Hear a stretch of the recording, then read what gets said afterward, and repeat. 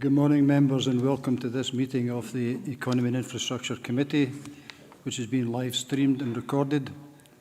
The recording will be made available on the Council website for public listening. Members may notice that when calling members to speak, I'll refer to them formally and using their title, for example, Councillor Jones, so that it is clear who are councillors and who, by the process of elimination, are officers.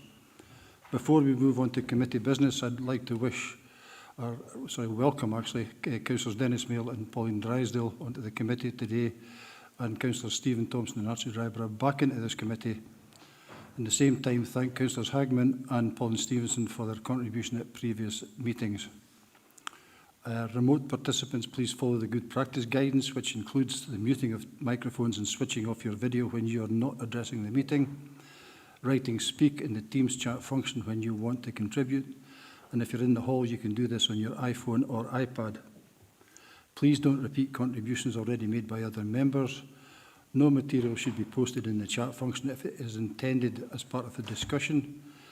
The usual standing orders apply, including that any votes will be undertaken by roll call. If any member has to leave the meeting, please either leave the Teams meeting for that period of time or write leave in the Teams chat function, and then join when you rejoin the meeting so we can keep track on whether the meeting is quorate. All members should speak clearly, taking their time speaking directly into the microphone when making contributions. When referring to reports, please provide reference to the relevant page and paragraph to allow everyone to follow. Please focus contributions on areas where clarification is required or to propose an alternative to the recommendation. Similarly to the process now followed at full council. So when considering motions and amendments which are substantive in nature, I will call a recess where necessary so that I may seek governance advice on competency. This is good practice in governance terms and will also provide for governance to be able to collate and circulate the terms of any said motion/amendment to members in order that they have the opportunity to properly review it.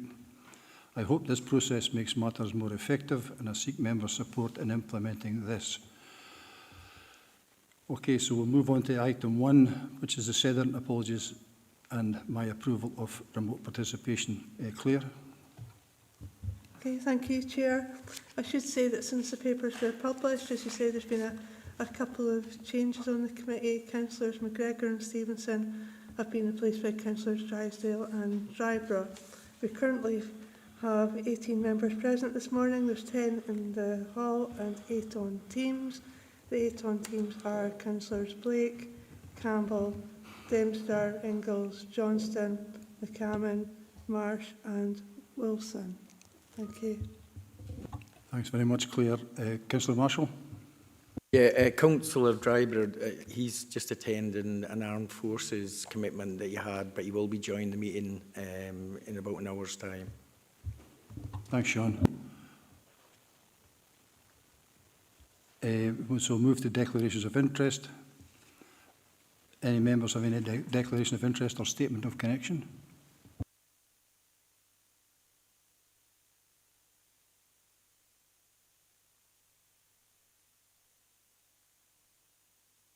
Not seen any, so we'll just move on from that. Thank you very much. We'll move to the minutes of the previous meeting, which is the meeting for 24th of March, which is for approval. Sean? Yeah, it's just to inquire, there's just a clarification on the minute, and it's in relation to item 13, which was the Bridges and Structures Review, which we put a successful motion forward, quite a detailed motion. But I think within that, and I think the whole committee agreed the urgency for that report.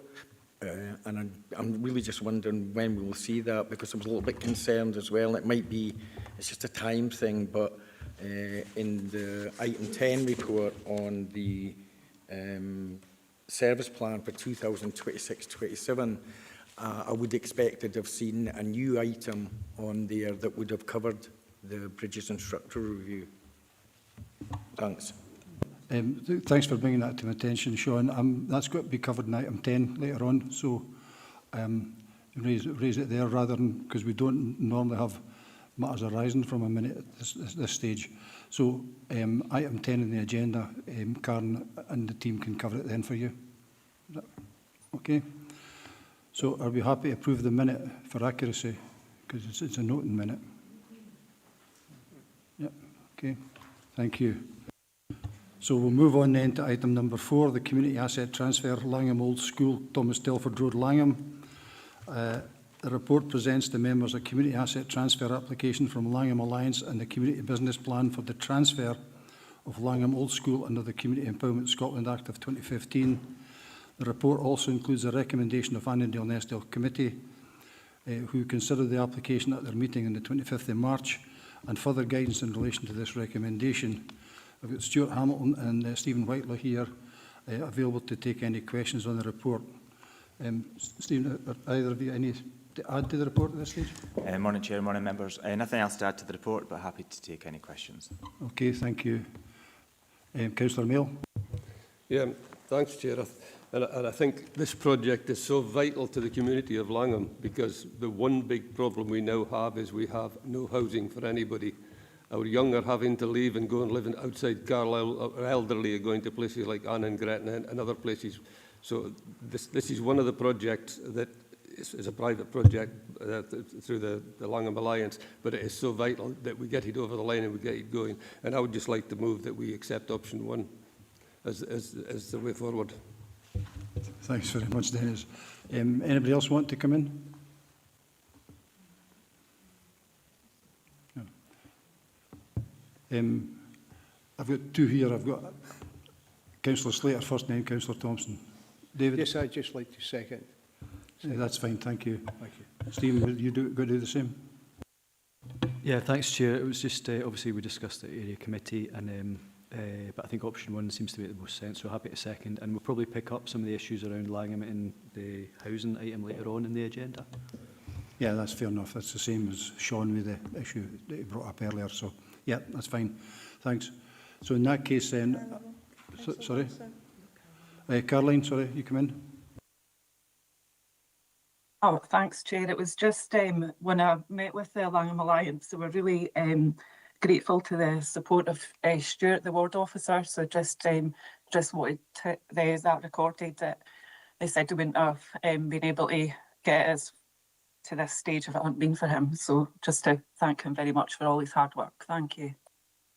Thanks very much for that. I'm sure Stuart's smiling, so he's got the message. Yeah. Okay, so in that case then I'm going to go to the recommendations. So Warden were asked to consider Langham Alliance's transfer request as laid out at Stage 2 Community Asset Transfer Application, Appendix 1, and the Business Plan, Appendix 2. And then consider the outcome of the officer assessment in relation to the Council's requirement to meet best value, paragraph 4.7. 3, note the outcome of the social value assessment of the proposed transfer. 4, note the recommendation of Annandale and Eskdale Area Committee. And then 5, consider and agree an option for those listed at paragraph 4.16, and the option we've gone for is option 1. You all agree?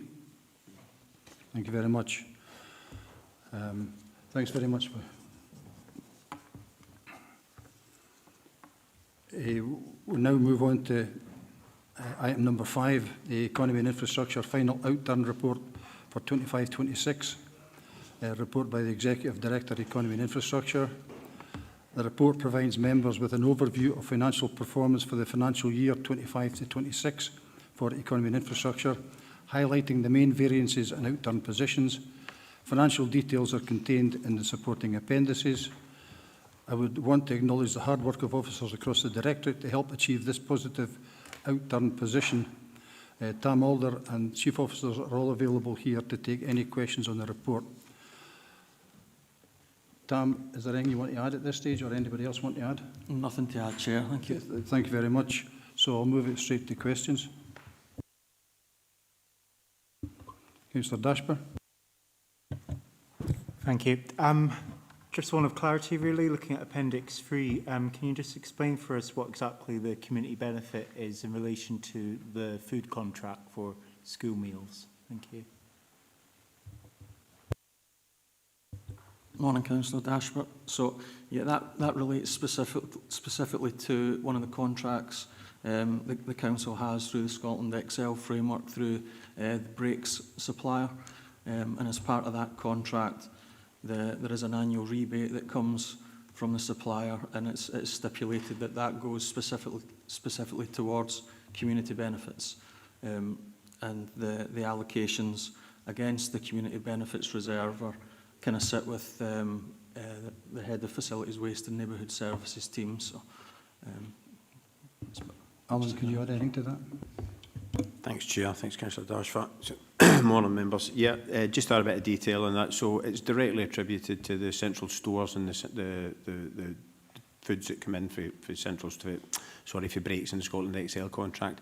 That money is utilised to support schools around about local food. So it's money that community benefit goes back into schools to support them around about initiatives about local suppliers and that we've got within contract, and putting that back into local primaries and secondary schools. Thank you, Chair. Okay, Ben. Yep. Sean.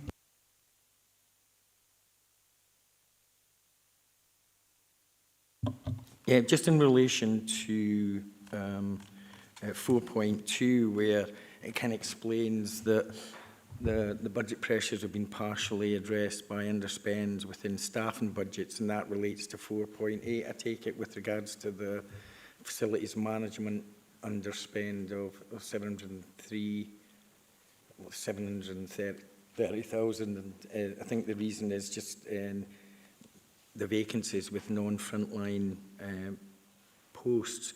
Really just a little bit more information on that. And also the other reason why we've kind of came nearer to being budget is with regards to the increase over and above what we'd planned within planning, building warrant fees. So just a little bit more information about maybe what that target was and how much we exceeded that by. Because I think, and if you look in the budget summary, it's maybe something for the future. We only kind of get the top level. So it's maybe some notes at the bottom of that in future. So to explain some of those things, just some highlights because it would save actually raising it committee, but that's certainly two things.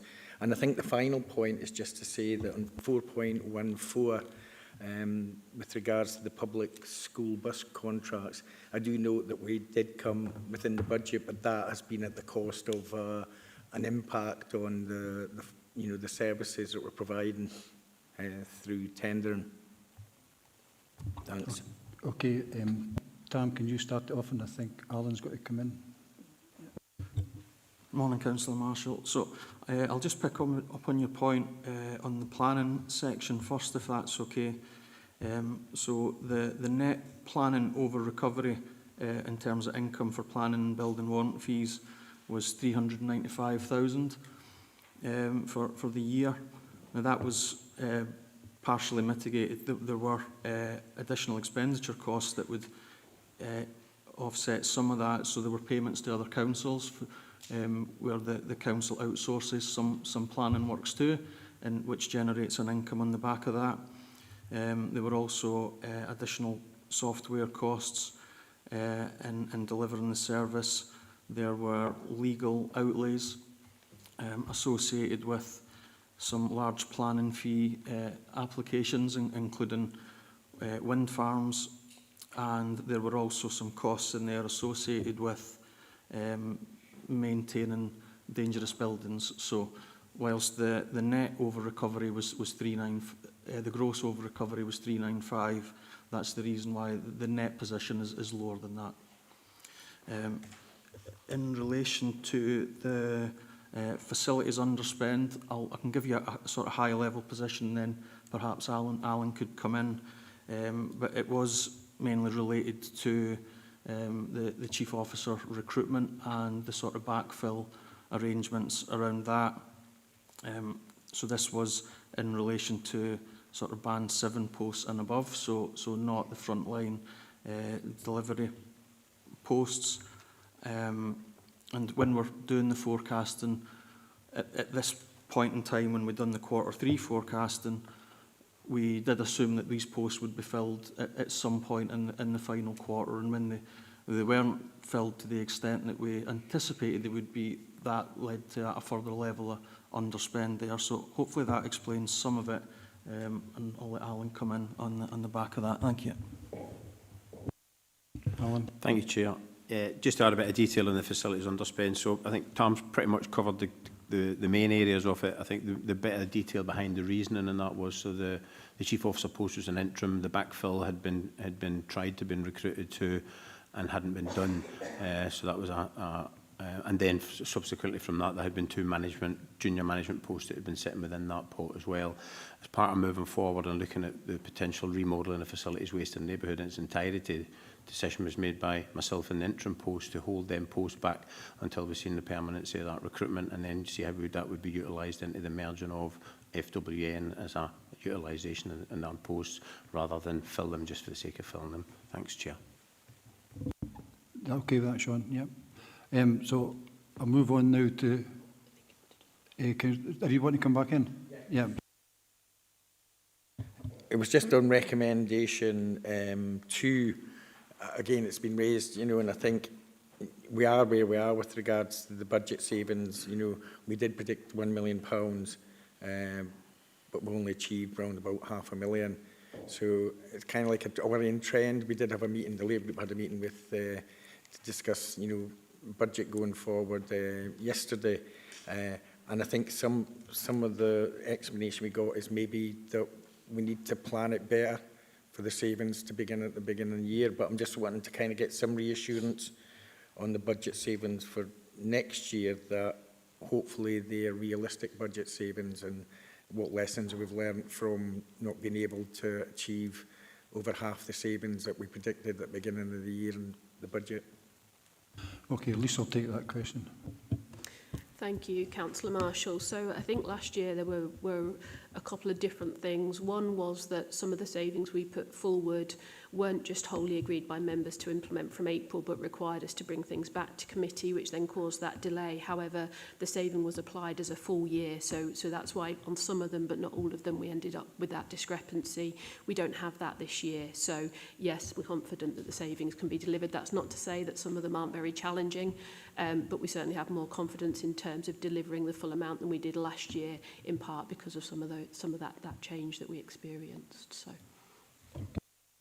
You okay, Sean? Yeah, that you. Okay, Councillor Dorward and then Councillor Thompson in that order. Linda? Thank you, Chair, and thank you for the report. It's 4.3, page 4 of the supplementary pack, outturn position, and it's great. Congratulations on improving that. Let's give congratulations where they're due, because we sometimes forget to do that. But the way that the outturn has been improved is through non-recurring resources and mitigation approaches, which you've kind of explained. But what I want to go into is, what are you going to look at to mitigate this in the long term? Now, long term could be next year, or is that the short term? So what's the long term for you guys? Because we can't keep doing this non-recurring resources. We can't keep taking from the change fund either, which is something that concerns me in terms of how we mitigate things. So what have you got in mind? I know there's going to be a report coming, but it would be interesting to hear broadly how we move from a reactive to a proactive perspective. Thank you. Who's going to come in first? Karen? Yep. Good morning, members. Thank you, Chair. Thank you, Councillor Dorwood.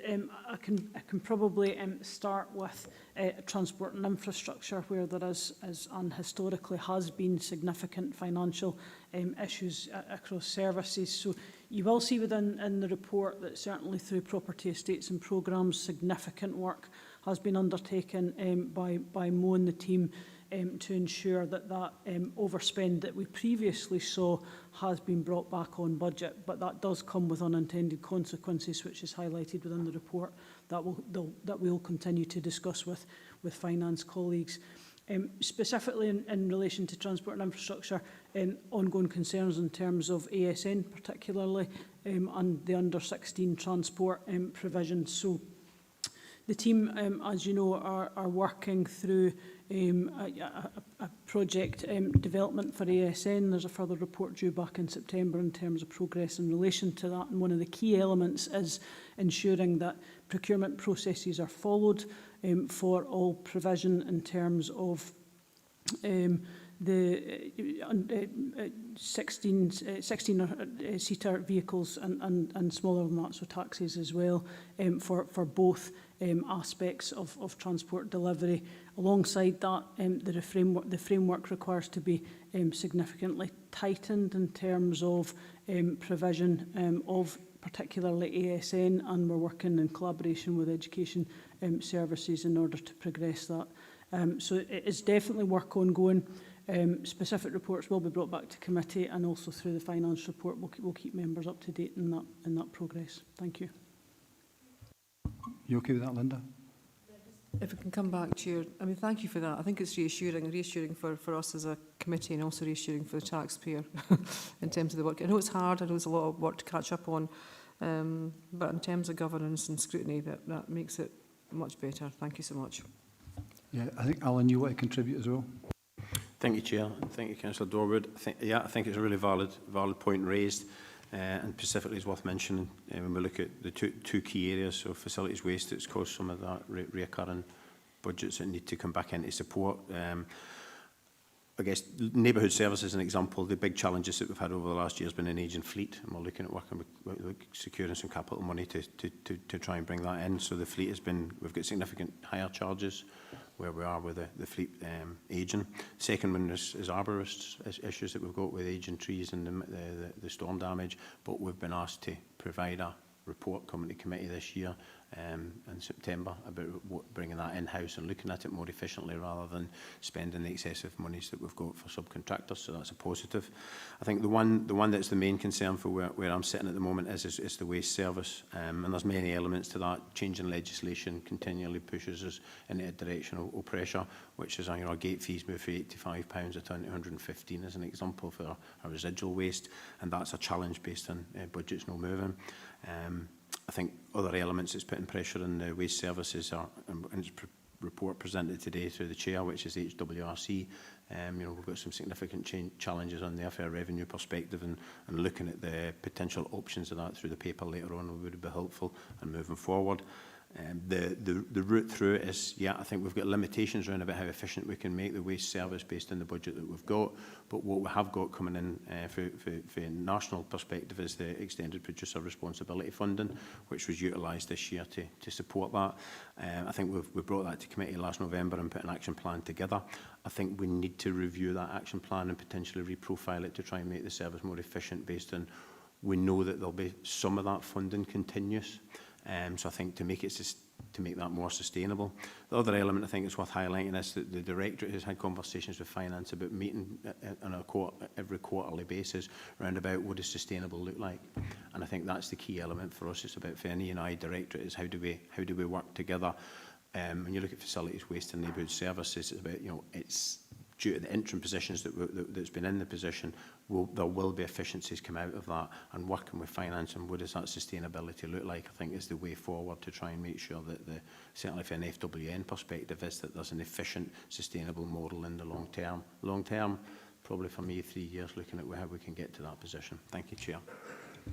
Thanks. Stuart, do you want to come in and contribute about your thanks, service Chair. area? Just for completeness, so you get the perspective of each of the heads of service. So in economy and environment, although it's a more balanced position, if you look at the individual service, we're certainly managing our resources with the knowledge of changes that are on the horizon and that have been that have actually been implemented over the course of the last sort of 12 months, particularly around external funding that we were quite reliant upon for certain aspects of economic development services, for example.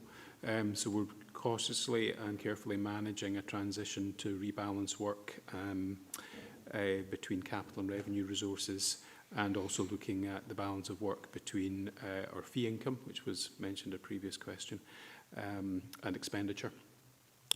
So that we have a sustainable planning building standard service, for example, over the next few years, and particularly manage through real spikes and plan for managing through spikes in what we can foresee as unusual spend or spend that comes up every sort of once every 4 or 5 years with local development plans and inquiries, etc. Thanks, Chair. Thanks, Stuart. Okay, Linda, do you want to come back? Don't mind, Chair. Just thank you for that. It's been a really comprehensive response and it is reassuring. I think the one word you forgot to mention, because we always pick out the one word you forgot to mention, is transformation as well. Sustainability, but transformation. Keep that in there. Thank you very much. Cheers. Yeah, okay, thank you. Councillor Thompson. Stephen? Thank you, Chair. A couple of things. One was just on the 4.5 where it's talking about the community protection team, which obviously was there's an explanation for that for last year, but just to get a sense of an update of have we recruited now and what does that look like, because obviously that's a key part of our interaction with our landscape and communities. And the second part is kind of touching on what Councillor Dorward had asked around how we're actually sustainably managing the budget, especially around ASN transport. So, and I know it's been touched on already, and there's a report to come back about how we look at that, but we've got a situation where this has been raised before, where education is potentially the client, and there's a kind of one council approach, let's say, to trying to sort of manage that budget. But is that something that members could get a look at, like so through the budget panel before it comes back to committee with a report, because there's maybe something there about how do we actually manage that in the long term, because we're always getting an overspend, and part of that might be to do with procurement, but another part might be to do with the assessed need coming from education. So it's just to get a fuller understanding of that. Thank you. Okay, thanks. Who wants to come in? Stuart, I think, is it? Dan, do you want to come in first? Thanks, Chair. Morning, Councillor Thompson. I can just pick up on your question about the community protection staffing. So just to confirm that all those vacancies have now been filled, so we would expect that level of underspend to reduce in the next financial year. Thank you. Stuart. And yes, the implementation, the rollout of the community protection people plan has continued over the course of the last year, particularly in pest, food and animal health vacancies, and the team being bolstered around that. So there has been some really good progress around that. They tend not to be full-time posts that we've been appointing to, but we've taken a recruitment tactic of offering multiple opportunities for part-time posts, which is giving us 1.5 sort of full-time equivalents across a range of teams. So that has proven very effective and attractive. Okay. Stephen, did you want a specific answer about the ASN, or are you making a suggestion about the budget panel? I'm just conscious that if there's a report coming back, which I think we've got the assurance that there would be, it's maybe one that we might want to have a better, more direct understanding of, even just as a sounding board of elected members or something. So just, is there an opportunity to do that, and would that be something that the committee would like to take forward? Karen, do you want to come in first? Thank you, Chair. Thank you, Councillor Thompson.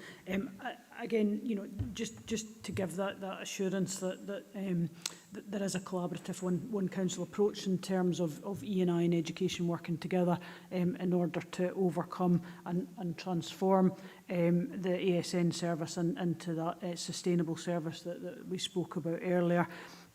Again, just to give it, you know, the assurance there is a working group already established. I'm just about to establish an oversight group on that as well, so that I can have oversight on progression of the ASN, and would be more than happy to look to bring a paper to budget panel in order for it to be scrutinised by members at that point before coming back to committee in September. Happy to do that. Thank you. Okay, Stephen. Yeah. Anyone else? Not seeing anybody. So I'm going to move to recommendations. Just before I do, are we going to make a recommendation actually that the department work with the budget panel over the coming months as they take everything forward, to make that an extra recommendation? Comfy with that? And that means it's cross-party. Everybody can be involved in that. Sean? Chair, I think that there's a point as well on the appendices with the summaries, and it might be helpful to have kind of pertinent notes at the, you know, just to explain some of the major variances or explanations behind that, or within the report itself, but it's just a little bit more detail if possible. Yeah, I think we've noted that for an action. I think Tam and his team will take that on board to make sure that's there in future. I think that's fair. Is that okay, Tam? Yeah. So that's a given, Sean. So it's the issue about, do we discuss ASN transport at the budget panel as well as at the work that's ongoing within the department? I, for one, think it's a good idea because, as I say, it gets the whole council involved. Every political party is involved in it, so it's no thing. Stephen, do you want back in? I mean, I'm comfortable it comes back to budget panel. I think that's a good thing, just in the interest of engagement and transparency. But whether it's an action or a recommendation, you know, I think we've got an assurance that will get taken forwards. But it's up to the members, I guess. Thank you.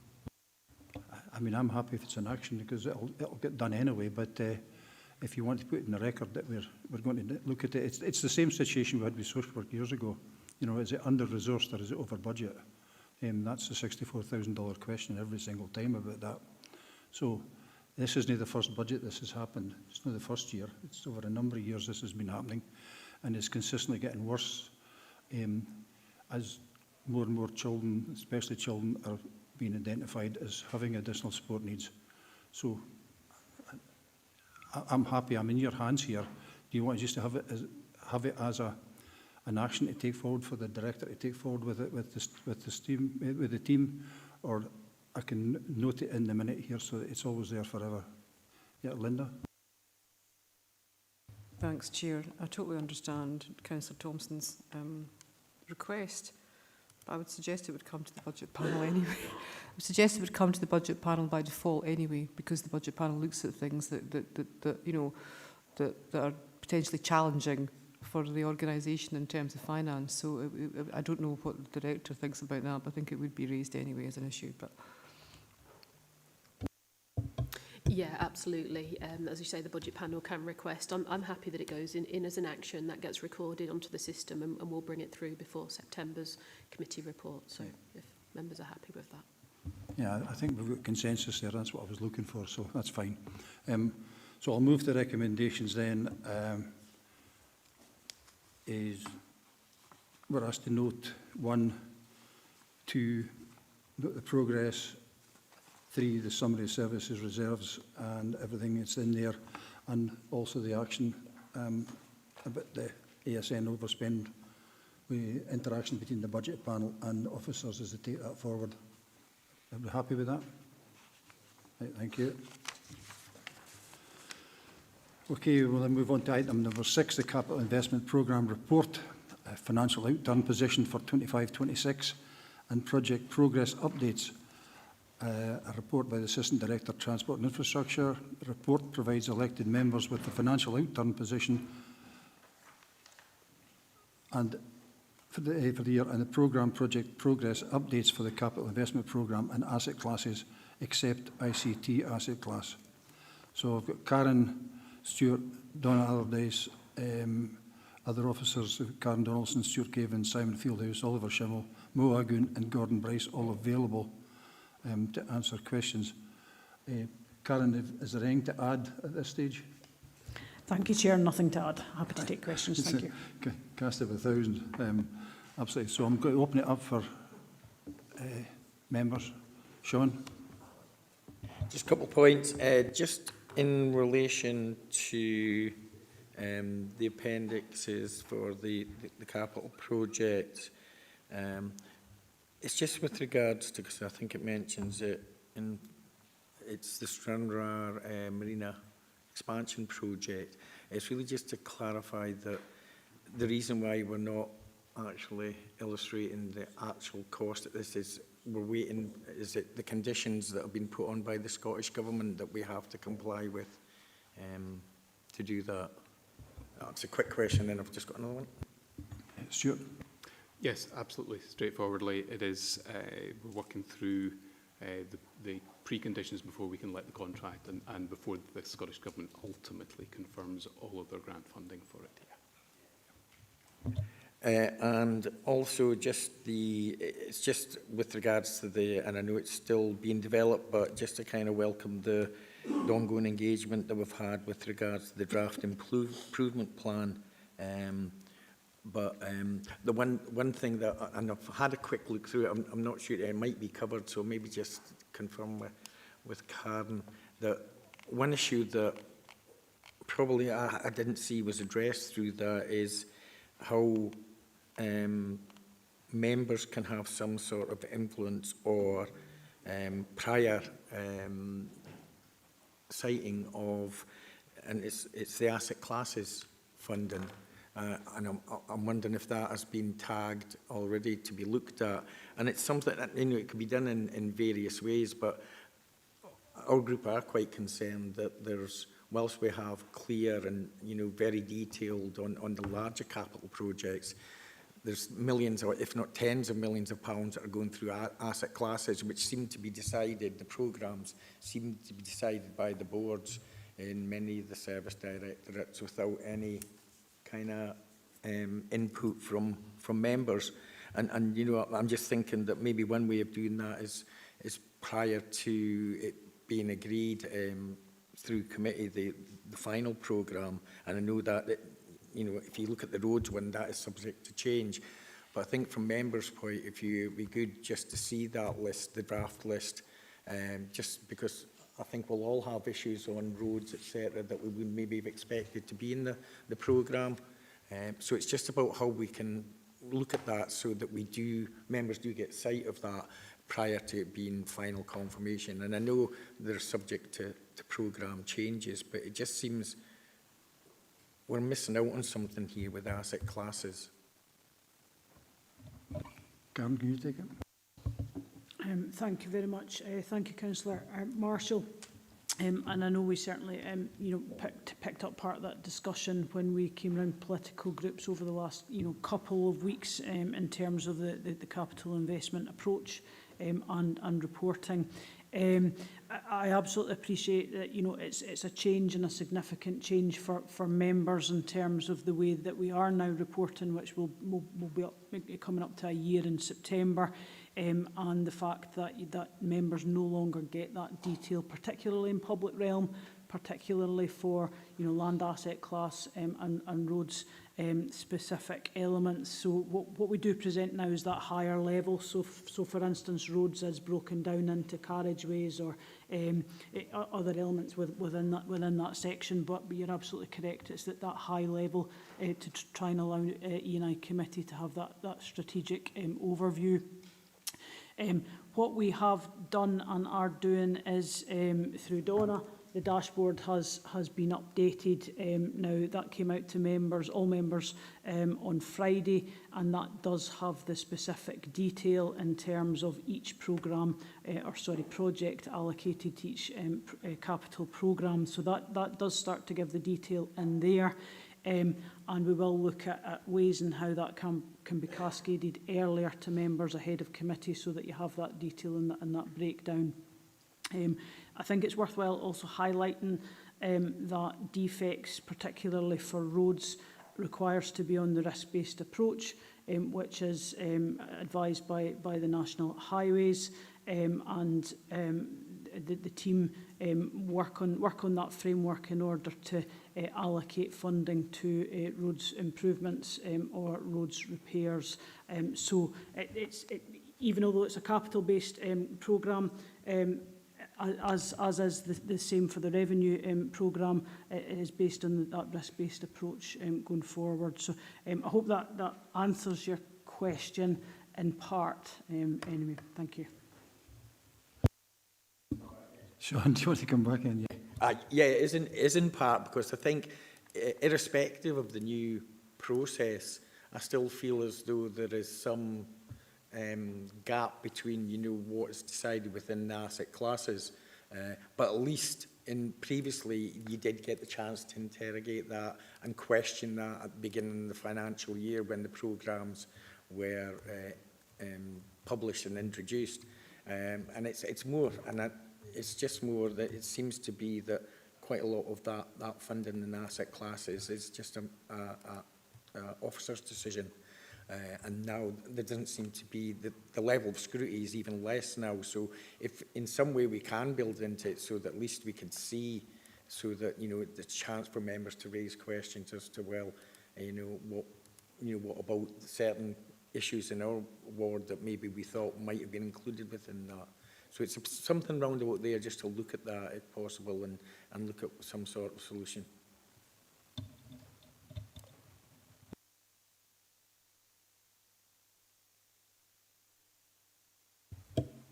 Thanks, Councillor Marshall. So, yeah, we absolutely hear what you're saying. I think what we're keen to work through, and it's why we're still in the process of, I guess, gathering that feedback. We do have a further meeting with the Economy and Infrastructure Committee spokespeople to further understand what you would like to see in the reports that can be achieved at committee, but also trying to manage that kind of workload and demand on officers, and I guess there's an element of the delegation. So, but we're keen to have those conversations to work through if there's ways of being able to get that information to you, a bit like Karen described, ahead of committee, and it would still allow an opportunity for those questions to be asked without necessarily having to put that level of detail in the report. So that's why we're keen to keep having these conversations. The improvement plan is very much in draft because we're still having those conversations to identify how we can try and, I guess, improve some of the areas that you're referring to. So, yeah. Yeah. I think the meeting with the spokesperson for the groups on 29th of June, I can't make that, so hopefully that issue that I've raised can be looked at there in my absence. Thanks. Yeah, no problem. That's a given. So, yeah, if you could, you want to come in, yeah. Yeah, but I very much support that piece of work, because I think we've discussed this before previously, just about getting the right information to ward members, whether it's at a ward or an area level or at this committee. I know we can drift into parochial issues when it's reported here, but at least we got to see the programme, and at one point we were even seeing the cost and of the programme as well. So I think would fully support that, because I think members kind of need to know at the right level what's going on, so they can interrogate that information and get a clearer sense of what's happening. So it's just to add a bit of agreement to that. Thank you. Yeah, I think so, because I'm getting a nod from the director and the head of service. That's the direction of travel, that's where we're going. Councillor Dashburn next. Thank you. I'm looking at page 134. I'm interested in the capital investment reporting improvement plan. Looking at the bottom of that page, it mentions review of officer delegation. I appreciate at this stage this is just a draft in front of us essentially, but I guess I'm wondering what is the drive behind that inclusion, and what have officers found that the current delegations are maybe lacking, or where is the room for improvement behind including that line there? Thank you.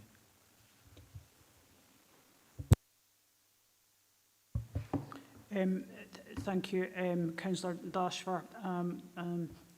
Just to confirm, members will remember last year we led the review of the committee delegations following the reshape of the council, and also following the agreement for E&I committee to be responsible for the 4 asset classes as reported to members. The follow-up for that was to review and consider the officer delegations as part of that work. Now, that hasn't progressed to date, but it still remains a piece of work as part of the improvement for the capital investment as a whole that we need to progress. So hence the reason it's in the improvement plan. Thank you. Okay, Ben, yeah. Councillor Drysdale. Thank you very much, Chair, and good morning, members and officers. I just wanted to drill down a bit into 4.10 with regards to the KGV tennis courts that were set up way back in 27th of February 2026, which is a fantastic result for Dumfries and Galloway Council, so well done to all involved. Our council's priorities are to look after the health of our residents and to make sure that they're keeping fit and healthy. And I wondered if there was an opportunity going forward, through possibly yourself, Chair, and Karen, into looking at a bigger programme development of turning some of the tennis courts into a more suitable facility that would make sure that they were better used and also generating more income for our council. And that would be the use of pickleball courts, which we see becoming massive all over the world at the moment. It's an easier sport for people to play if they're slightly elderly or have low-level disabilities. So you can actually build one pickleball court very cheaply on one tennis court. Would you believe? I didn't actually realise that until I looked into it. So it was just to see if there's an opportunity for that going forward, as I think it's very important that we look at these opportunities. And then one last question with regards to the KVG tennis courts. I've had comments from constituents that the aircon hasn't been on. We don't often have that problem in Dumfries and Galloway, but it was extremely hot recently, and there was some matches being played, and it caused a few difficulties. So I can take that question and have a private answer to that if that's better, Chair. Thanks very much. I'll let Mo come in about the aircon. The issue about pickleball, I would suggest it's the wrong committee for that, because they would come to us then looking for premises, probably through Gillian's Harry Hayes service area, because that's where the sport development would come from. But Mo, can you do anything about the aircon? Yeah, aircon should be working fine. We hasn't anything reported to us. It's been tested before the facility opened, etc. But happy to raise it with our colleagues in leisure, just because the facility is managed by the third party, just to raise it with them and to make sure in hot days the aircon is switched on. Thank you. Yeah, I think there's merit in your other suggestion, but I would suggest to go speak to Harry Hay and his team would be the right route for that, I would suggest. Because we don't provide sports facilities. We might provide the facilities, but not the sporting things inside. Karen, do you want to come in? Yeah, happy to come in, and absolutely through Harry Hay and his team who support the organisation who lease that premises, but my understanding would be it would be up to the third sector organisation to introduce different sports within that facility. But certainly worthwhile having a discussion with leisure and sport colleagues. Thank you. Thanks. Okay. Councillor Thompson got himself in. Just by the way, Gordon Bryce isn't here. It's Sarah Jane, just in case. So I'm sorry about that, Sarah Jane. Just in case anybody was wondering. Are there any more questions? Yeah, Councillor McFarlane. Andy? Yeah, thank you, Chair. It's more of an observation than a question particularly, and it's in relation to Kirkcudbright Bridge. I'd just like to thank the officers for the work that they've done and the community engagement they're undertaking both last year and this year. It's good to see the developments going on, and the fact that we've got a project manager appointed for that hopefully will help it progress, and we'll start to see some improvements, some movement in relation to that. I'd particularly like to make comment in relation to Duncan MacDonald, who's led this project and will be retiring, but I think he's leaving us in good health, and I think it's just worthy of note the work that he has done, and just like to thank him and the team. What I would like to see now is how we're going to progress that, and if there's going to be a clear timeline set out for the community for them to see. So really more of a comment than a question. Thank you, Chair. Who wants to pick that, Karen? Thank you very much, Chair. Thank you, Councillor McFarlane. I will certainly pass on your good wishes to Duncan, who actually retires from the council this Friday. So he will be sorely missed. In terms of Kirkcudbright Bridge, again, thank you for your comments to the wider staff, and I'll pass those on in terms of the community conversations that are ongoing. So there's a community conversation on Thursday evening, and one again this evening, very well attended by members of the community, which I also pass my thanks to the community for those. In terms of timescales, we are looking to progress to outline business case, which is Gateway 2 in September, and that will be followed up coming to committee with an update report at that stage. Thereafter, it will be 12 to 18 months to get to full business case, which is Gateway 3, and as you'll see on the boards that we've presented to the community through the community conversations, we are committed to having a new bridge in place by 2030. So that is, good news where the community is concerned. The team are working very hard behind the scenes in order to make those steps in order to progress through the gateway processes that we have in place. Hope that helps. Thank you. Okay, you want back in, Andy? Yeah, thank you for that. Yeah, sorry, can I just clarify, you said that we're looking at a completion date somewhere about 2030, because on dashboard it's saying 2033, so we'll actually be delivering it ahead of what was initially planned. Yeah, thanks. Yeah, thank you very much, and we'll update that dashboard. So my apologies, but yes, absolutely. The team are currently working with a quantity surveyor at the moment who's drawn up a very clear plan in terms of what our steps will be in order to get us to that new build position. Obviously, all of that is dependent on funding availability as well. But as we work through the gateway frameworks, we'll report back to committee with specific updates. Thank you. Okay, Andy. Yeah, thank you.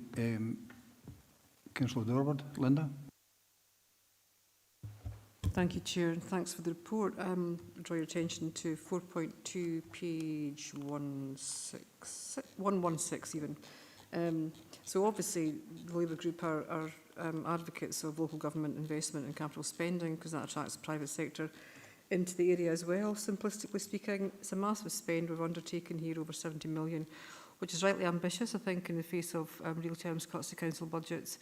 But it has associated risks that you've mentioned in 4.2, because what we are doing is we're increasing the interest payments that we have to pay accordingly because we've invested more in capital spending, which reduces revenue spending. So it's important we get this right, effectively. What you've put in 4.2 is project managers are often leading on multiple projects with competing demands, which is normal in an organisation. However, that seems to be an issue.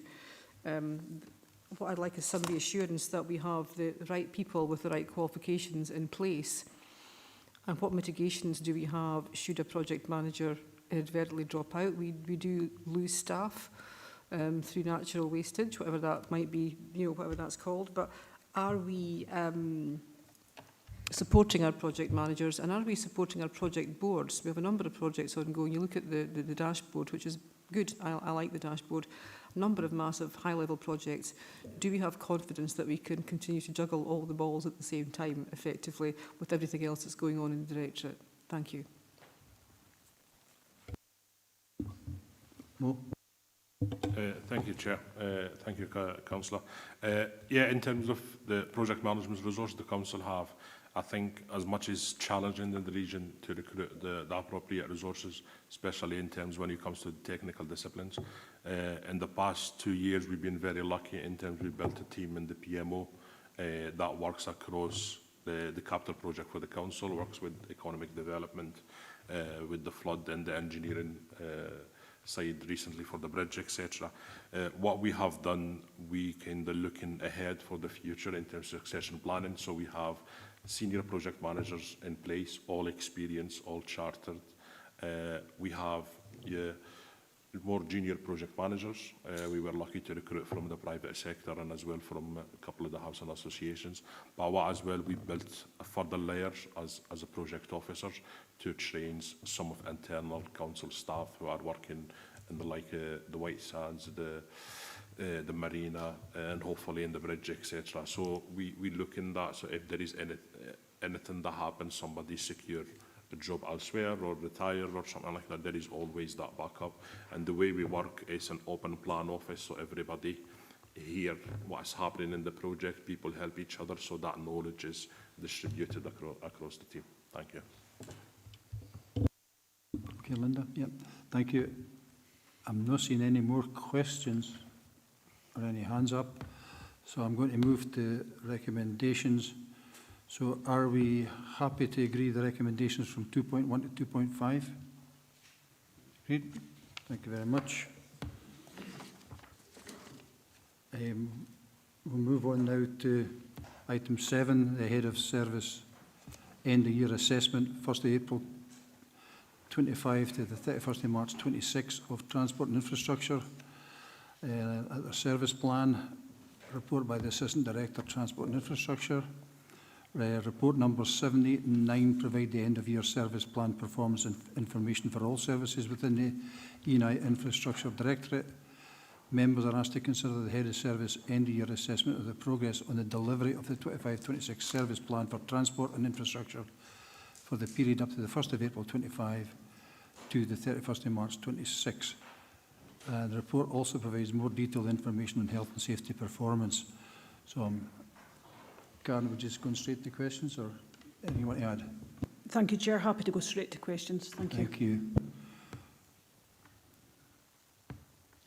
Councillor Slater. Councillor Slater. Councillor Slater. Yes, thank you, Chair. It's good to see. So it's page 157, 4.62. It's regarding the article about Fix My Street. I'd just like to say it's good the Council have actually taken that on board, but the thing is, it's good to see more issues are probably being reported, but the problem is having them prepared. It's taken longer. And I'm a town centre councillor, and the town centre is full of trip holes at the moment. A lady just fell outside Boots the other day on a bad piece of pavement, and the drains are blocked as well. So the town, this is the largest town in the region. It should be our flagship town, and I'd like to see a lot more done in the town centre and the local roads to make it look a lot better. Thank you. Gun. Thank you, Chair. Thank you, Councillor Slater, and thank you for raising your comments in terms of Fix My Street. So overall, Fix My Street has been very well received in the main by members and members of the community.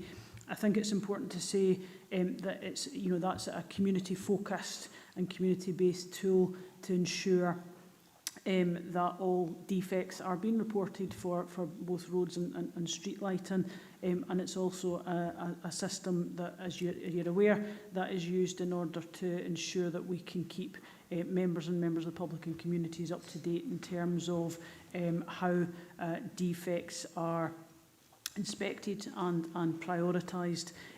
I absolutely appreciate across, our 4,200 kilometres of road network across Dumfries and Galloway, there is challenges right across the region. Just to absolutely confirm, the team required to work on the risk-based approach in order to prioritise defects, whether that's for potholes or whether that's for drainage issues or street lighting issues. And the reason that they need to work on that fixed-based approach, which is a national approach through the highways governance framework, is that they require to spend to budget both from a revenue and capital perspective. Hope that answers your question. Thank you, Councillor Slater. Yes, Chair. Just the fact that, thank you for that, Karen. I must admit, yes, when I'm in the town centre, when you're in the town and that, and people are coming up to me and they'll say, you reported that, and it's not done. I was at the optician the other day, and he says, you photographed that last year in the optician with those big glasses. It's still not fixed. So it's the perception of the town. It's not just the town centre, but the town centre is very important because it's kind of like still losing shops because it's going to lose Argos soon. It's going to go out to where Sainsbury is as well. So it would like to see the town, that part of the town, better and cleaner. I must admit they've been cleaning up the rubbish better, I've got to be honest with that, but it's actually the damage to the streets, the trip situations where people are falling on. And there's pieces of road missing, and the part where the high street is where heavy vehicles are going up, that's continually having to be repaired. So I would like to see more work done in that particular area to make the people not complain as much. Thank you. Karen, do you want to come back in? Thank you, Chair. No, absolutely, and appreciate you sharing those comments. In terms of the High Street specifically, I believe that there's work is commencing this week in terms of the slabs on the High Street, so that will start to show some improvement there. And I'm also aware that through Neighbourhood Services and the Roads team, there's a collaborative piece of work ongoing with the local community, and a further report will be brought back to Nithsdale Area Committee in September in relation to that. Thank you. Okay, thanks. We're moving on, David. Okay. Councillor McCammon, Jackie. Yeah, thanks, Chair. It was just following on a short comment from community feedback really about the Fix My Street. It was just to give the team a wee bit of feedback from my constituents. It would appear that the process I take it is that when there's been multiple reports of the same pothole, for example, that we just the message is to the effect that, well, okay, this has already been reported, so we're closing your report, and then there's no follow-up on that. So the community is just thinking, at what point do we know when it's been fixed? We're not given any clarity on the timescales or anything because it's a repeat report. So it was just really to highlight that, Chair, and give that wee bit of feedback to the team. Karen. Thank you, Chair. Thank you, Councillor McCammon, and appreciate the feedback from your local constituents. I think Fix My Street has been developed differently to the previous system that we had in place, so that one defect can only be reported once. But what I would absolutely suggest is that that defect is still on the system and can be seen by any member of the public or elected member, and each of those defects will give an update in terms of the prioritisation, and what steps will take place next. So the defect will be on the system and it can be found, but you're absolutely right that if a constituent or member of the public reports a defect that has already been reported, they would receive an email to say this has already been reported, but they can link into the system and get updates for that defect, if that makes sense. Thank you, Councillor McCammon. Thank you. You okay with that, Jackie? Aye, fine. Thanks, Chair. Thanks, Karen. Thank you. Councillor Dashper. Thank you. Just to ask officers assessment really of where they feel that we're at on our roads with lining works across the region. Particularly aware that there is a backlog of getting lining works done. One road in my own ward in Stranraer was resurfaced by the council last year, Commerce Road in Stranraer, and it's still not had its white lines painted. So I don't know if we could just speak to that and get some clarity about the backlog and our conversations with the contractor. Thanks. Thank you, Chair. Thank you, Councillor Dashford. You're absolutely right. There is a backlog from the contractor. I don't know the specifics in terms of length of time, but it sounds as if the area that you're speaking to has been outstanding for approximately a year. I am aware of some areas, particularly in the west of the region, that have been outstanding for 6 months. Conversations are ongoing with our contractor, who comes from Carlisle. There is only one contractor that we can utilise.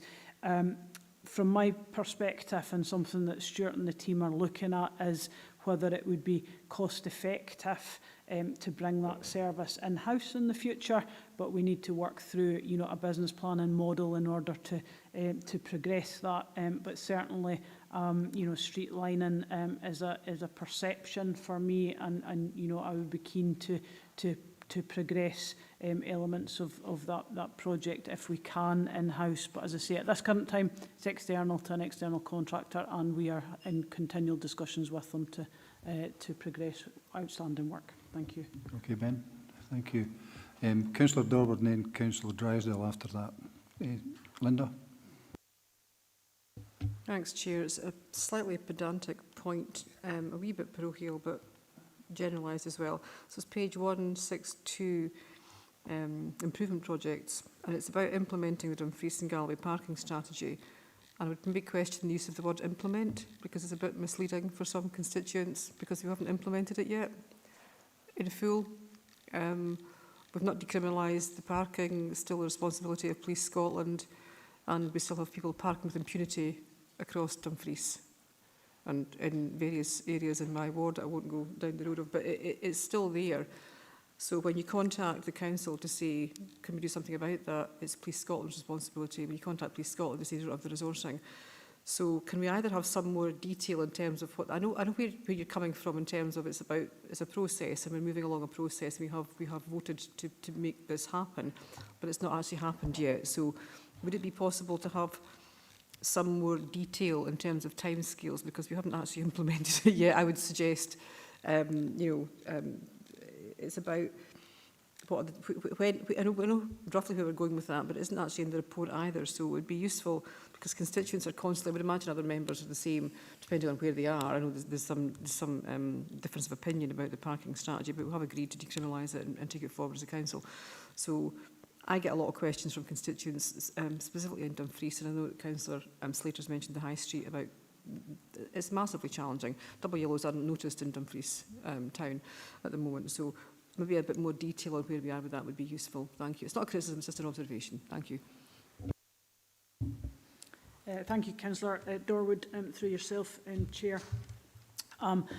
So the parking strategy, as you'll be aware, came through, or parking strategy action plans came through area committees last year, last financial year. You're absolutely correct that it's still implement parking strategy, and the reason being is DPE has been delayed, as members will be aware, but happy to get you a further update. The position is still the same as per previous update, that isn't due to be laid in Scottish Parliament until October, November time, and it won't be until that point that we can then progress with DPE and in parallel the parking strategy. So, but happy to get any specific updates that members may require. Thank you. Thanks. Okay, Linda. Yep. Councillor Drysdale, then Councillor Marshall after that. Thank you very much, Chair. Karen, thanks very much for the report. I am obviously subbing on this committee, so forgive me if I'm behind the times with some of the information that's provided, but I take it I can speak to an appendix, Chair, can I? Yeah. It was just kind to ask, I know that in the Improvement Action Plan, constituents are always asking us, much like Councillor Dashbert alluded to, lineage, which he's covered, and the liner, so thank you for that. But I just wanted to ask, with regards to the maximising in the new plant for enhanced cyclical drainage, my understanding for constituents is that that machine has already been bought, and in fact I saw it working in WT last week, and it looked to be extremely efficient, and the works were being carried out very effectively as all the drains were being lined in yellow and looked to be very thorough. So if that is the case, thank you to the council and officers for that, if you could just confirm it. And the second thing is, obviously it was 2 years ago or so that I had investigated the JCP pothole repair equipment, which seems to be very effective and is working extremely well in other areas of the UK. Can I just have confirmation that we'll just be trialling that next year? Not buying it at the moment, but trialling it. Just a wee bit more information on that would be really helpful for the public. Thank you so much. Thanks, Chair. Thank you, Councillor Drysdale. So you're absolutely correct, and you would have seen it in Dalbeattie recently. So we do have 2 gully emptying tankers. Now the team are currently working around the region and clearing drainage and gullies. At the same time, we're also doing an update on the asset register, so we know exactly where gullies and drains are across the region. But that will also help us to know, the state they're in and actually how often they require to be emptied in a cyclical approach, going forward. So really good news. Those machines arrived with the council 2 or 3 months ago now. In terms of the JCB potholer, yes, so we are hiring that machine for a trial period of 6 months this year. The team are currently being trained to utilise that, and that we hope that it will be in situ in the region within the next couple of weeks, but we will provide members with an update in terms of that. Thank you. Thank you very much, Chair. That's really good news, Karen. I think we can all praise you and your team for that, and this committee, so thank you. Just to come back in on the gully cleaning, I have actually been speaking to residents and business owners, including farmers in my ward, and I'm sure others are thinking along the same lines, but I'm wondering if through this committee and through the council we could possibly look at some kind of marketing campaign through the council's Facebook page and Twitter, if possible, to encourage drivers to not be driving through the gullies, especially with bigger farm machinery. Those who I've spoken to are very positive about that and are being made more aware as to the problems that are caused when they do pull over onto the verges and make our roads more wet, and therefore the potholes reappear more quickly. So it's just a suggestion through yourself, Chair, if you thought that was applicable, because I think that would really help the situation across the region, especially on our smaller B roads. Thank you. Thanks, Chair. Driver education, can we do something about it? Thank you, Chair. Thank you, Councillor Drysdale. More than happy to pick that up with the team. We are trying to build the foundations of the team, which does include, the gully emptying, the lining, etc. So, if we can support that by additional comms and marketing campaign in the local community, happy to look at that. Thank you.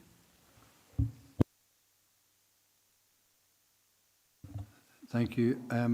Councillor Marshall, just before Sean, before you come in, so Councillor Slater, is this you coming back in with another question? Yes. So you'll drop down, Councillor Mail will be in front of you and then you after that, okay? He's had 2 goes already. Come on, Sean. Third time lucky. You'll probably see a theme running through the next 3 reports, and it's really just what kind of focus in on. This is an end-of-year assessment for June for the last financial year. And I do appreciate that some of these measures will roll forward into service plans for next year as well. But, when it states at 2.2 that we have to scrutinise this, and are we happy with the actions that are being proposed? We probably need to look at this in a little bit more detail, and it's not today, but a lot of these are recurring ones, and some are out with control, and know that some of the ones that are not achieved, and they're council-wide. But I just kind of was looking through the tables when I was reading the report. So the success measures at 4.3, Table 1, only 12 of the 29 success measures were met, 8 weren't on target, and 9 either have no data only or none available. So, you know, this is an end-of-year assessment, and, you know, there's lots of those that we don't have the data. So when will we get that data? Does it roll on to the next year? It's just, I'm just conscious we're going to be setting the plans next year, and we're probably going to get the same reports, and it's just how we can improve those stats, because it's not nice for the department to have only 10 of 29 success measures. And if you look at even on Table 3, the project performance, only 20 of the 27 were met, and 5 not met without acceptable limits. So it's really, you know, the next 2 reports follow the same vein, and it's about how we work together to try and improve that, because we need to understand that, you know, as I said, this is the last chance we get to see of 2025-26, and on reading it doesn't look good. And I know other people put examples in, but, you know, it is important, and I looked at some of the success measures, and it's, you know, it's satisfaction and roads and footpaths. I'll give you 2 examples. First one, quite a lot of people know about with regards to roads, and it's in relation to the rig, you know, the traffic lights there. As a member, you know, if you asked most people around about here, they're not satisfied with those lights being there for 4 years. I would appreciate whether to local members, and that's probably the Annandale South and to Annandale East. I did see on when I passed on Sunday that there seems to be some progress. They've put more cones further up the road, or whether or not they just want to extend the traffic lights. But that's an issue that really we get week in, week out. So it's maybe really just to get some information on that out with the meeting, because I think that's important. And then, you know, working with people in my ward, I'll give you an example. And there's a footpath and a gentleman, and he's went through the right process, reported it to the council, etc. And it's all deteriorated right in front of his entrance exit. He reported it in June 2024. I got involved in June 2025. There had been promises made or acknowledgement of that. So when I got involved then in June 2025, it was hoped that they would programme in, because the defects are that bad that they thought it would maybe need to kind of have patched and cut out in a new piece of footpath laid. So they were hoping to kind of get that in the back end of the programme in the last 6 months of the year. That didn't happen. So again, we're continually emailing. So at the end of the year, we were told that, right, it's scheduled in the programme, and hopefully there was work going on in the Annan area. So that would be done between April and June. Sorry, it was March to May. So it got to the end of May, and we inquired then in the mid-May. And then the gentleman inquired, and he phoned the council, and they promised to phone him right back, give you details. We've got maybe an alternative solution. He's waited 15 days for someone to phone him back. I've emailed the council officer twice to give him his details, and that's not still done. So I'm sorry to escalate to this, but, you know, when you look at customer satisfaction, someone has been continually let down, but still seems to have faith in the council. And, you know, after 2.5 years, it's ridiculous that that's not been resolved. After 4 years, the traffic lights are great. And I know, Reg, I know there's specific issues with that one, so we do appreciate that. But this is the things that we get. So if you don't mind, I'll pass on. I don't know who to pass on to now. I might send it to you, Karen, just some of the correspondence I've had on the footpath issue. Okay, Karen, come in. Thanks. Thank you, Chair. Thank you, Councillor Marshall. I'm very sorry to hear that there has been a lack of communication in terms of the footpath. More than happy for you to pass that on to me, and I'll ask the roads team to get in touch with the gentleman as soon as possible, i.e. today or tomorrow. because that is out with our timescales, so I do apologise about that. And in terms of Rig, happy for a further update to come out to ward members in terms of that. I know there was some legal issues, but my understanding was that had now moved on, so happy to get a further update sent out to ward members in relation to that, so you're fully up to date. Thank you. Okay, thanks. Just before I bring somebody else in, just a second, Sean. Parochialism's the wrong word here, but the individual ward issues, this is a strategic committee, not a committee for...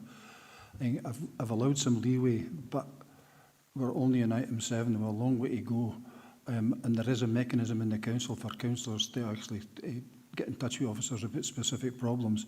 I would urge them to do that rather than take up time today. I've given some leeway. Sean, do you want to come back in on something yet? It's just on the first part of what we're saying about success measures, but and just really to agree with you yourself, that's the first time I've came in for a while with regards to specific issues, but I sit in this committee and hear members raise the same issues every time.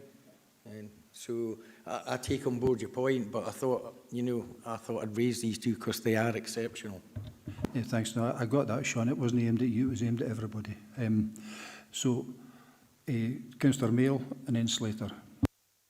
Yeah, Chair, it's back to the white lining issue. It's not just white lines on roads, it's now giveways and stop signs, I think, right across this region that are missing. And the situation is getting very dangerous because those signs missing mean that some people are taking chances on roads that they shouldn't be taking chances. And we really need to see the white light, the stop signs, giveaway signs, and those type of signs on the roads put back in place. Yeah, I think that's a fair comment. Like Karen, she's nodding. I don't know if you want to come in or not, Karen. Thank you, Chair, and thank you, Councillor Mail. Absolutely, and I think when we're talking about white lining, it's all lining, across the region, and happy to take that away. As I say, the current position is that we continue to use contractors in relation to white lining, but the team are actively looking at the feasibility and viability of potentially bringing that in-house. Thank you. Okay, Dennis. Yeah. Okay, thanks. Councillor Slater, is it a strategic issue or is it a ward issue? It's just a question I'd like to ask Karen. I've spoke to her about the issue before and could if you've already discussed it with the officer, can I ask you to go back and discuss it with the officer again? It's a strategic committee, not a ward committee. So I'm going to move on. Councillor McCammon wants back in. Thank you, Chair. It was just, if you don't mind, a quick question going back to a comment mentioned in the discussion earlier about the JCB for potholes. Just a point of clarity, if that's okay, Karen. So my understanding was that we've trialled this machine before. Apologies for the term, I don't know what it is, pothole fixer, the JCB. And it was trialled before, but I'm surprised to hear we're trialling it again. What was the outcome of the first trial? Or just let me know what I've misunderstood. Thank you, Chair, and thank you, Councillor McCammon. You're absolutely correct. We did trial the JCB potholer previously. That trial was only for a few days, and therefore the team didn't get a real opportunity to try and use the machine regularly, day in, day out. So we felt that we didn't get appropriate feedback from our teams in relation to that, and actually quite negative feedback as well. So what we are keen to do this time is bring the machine in for 6 months, and it's one machine for the region, but it will be used across the region. That way it will give the team a really good opportunity to try and test it, and that will give us some very good feedback in terms of how it operates across our region, both within the town and urban setting, but also across some of our rural locations. I hope that helps. Thank you, Councillor McCammon.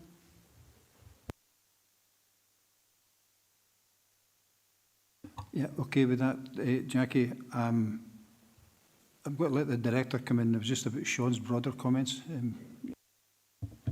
Thank you, and thanks, Councillor Marshall. And as you say, it's a consistent theme, some of these areas across the 3 reports that we've got coming. And so there's a couple of things that I think it would be helpful to highlight. So particularly some of the KPIs and the indicators that are still to come are national measurements. So we're relying on that data coming through.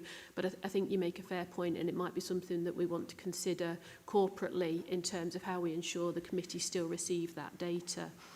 The other thing that I wanted to highlight was some of the KPIs and targets reflect, I guess, non-education staff, but they then group local authorities together, for example, particularly around some of your sickness statistics. And with the nature of this directorate being a front-facing, large percentage of manual workforce, whilst a number of people could sit at home with a broken leg and still be in work, and therefore it doesn't contribute to the sickness levels, we have a significant number of staff who don't have that ability. And I think there's something in this moving forward around getting some more comparable benchmarking, because it's absolutely right that you should be able to scrutinise and hold us to account, but I don't feel that the measures are something that is comparable to our workforce. It's something we have discussed and something that we'll take a look at moving forward. What I would say is that although they show as red, you will see improvements on the previous year, which, it's because it's something we have been focusing on.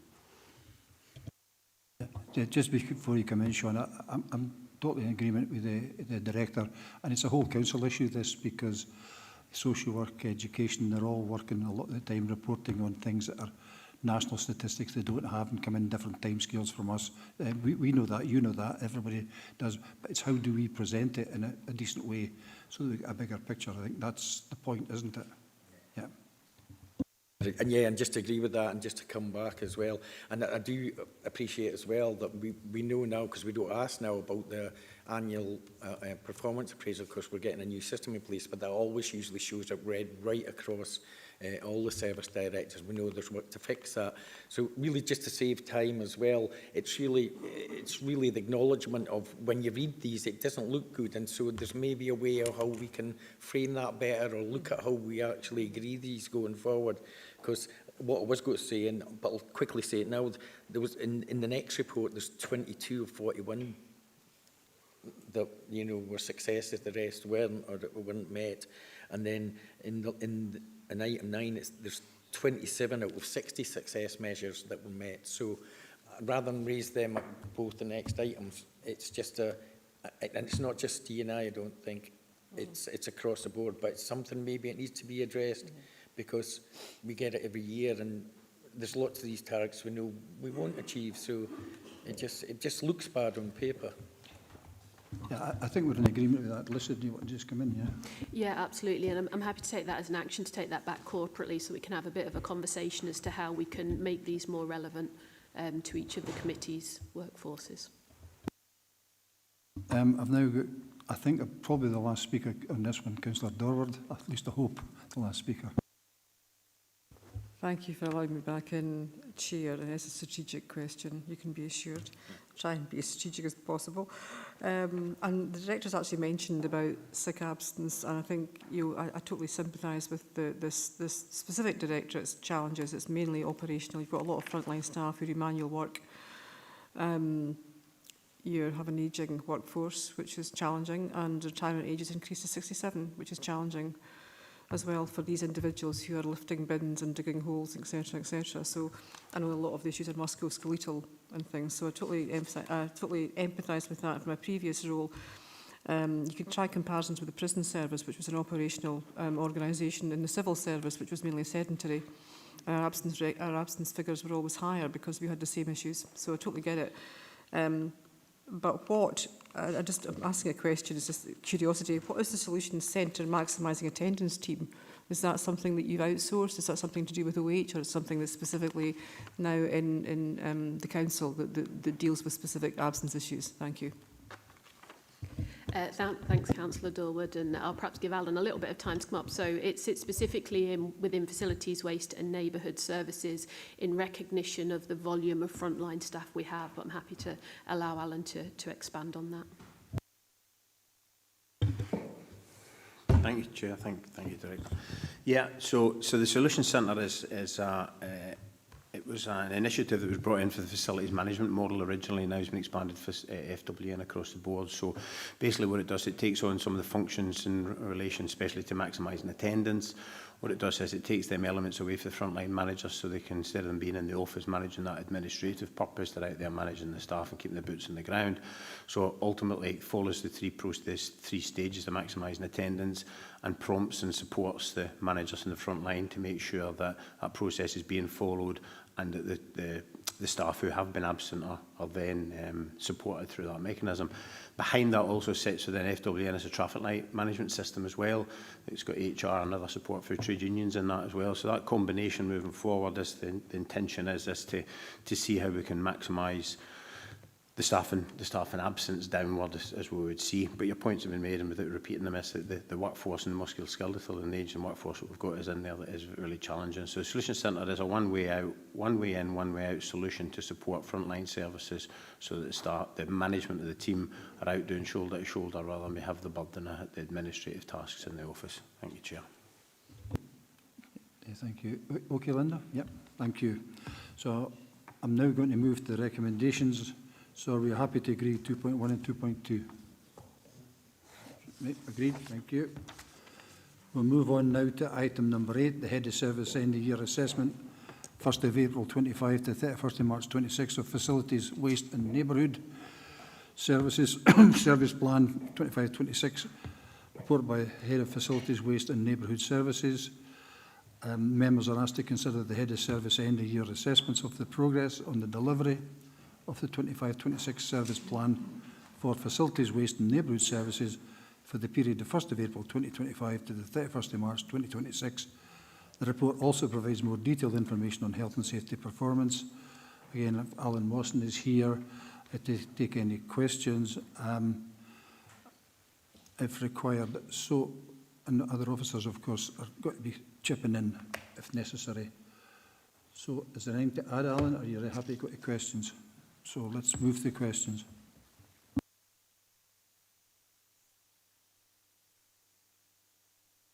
Councillor Slater. Yes, thank you, Chair.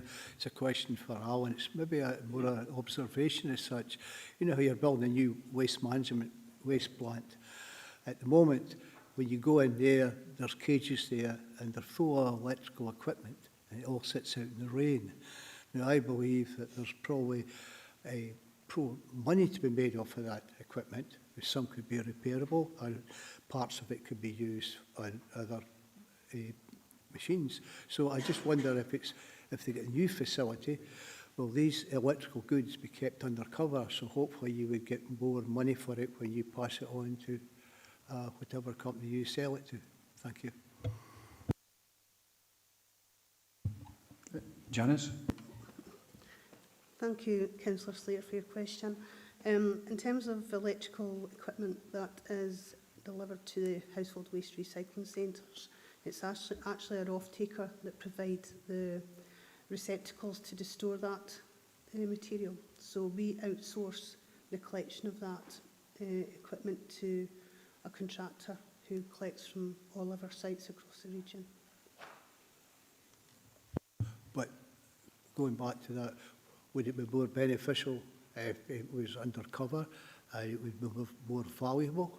I don't know what you get for it. There's probably a rate that they pay, maybe by the tonne or something like that, but it's maybe something for the future because we're looking to reclaim and refurbish equipment as well, and a lot of equipment is thrown out there. There appears to be very, very little wrong with it. People just get fed up with it. Too much dust in their vacuum cleaner, so they throw the vacuum cleaner out. So I'm saying that some of this equipment could be more valuable if it was left dry. Thank you. Yeah, Chair, thanks for that. So, yeah, thanks, Councillor Slater. I think your point's appropriate. I think the challenge we've got is that when we put it out to contract is that we're at the will and mercy of the contractor. Happy to have an overline conversation with a chat on what that looks like, and we can speak to the contractor and ask and look at what the waste stream end of contract looks like, and see how they utilise that product and feed that back to you directly. Thanks, Chair. Thank you very much. Thank you. Sean? It's just in relation to, on a really positive point,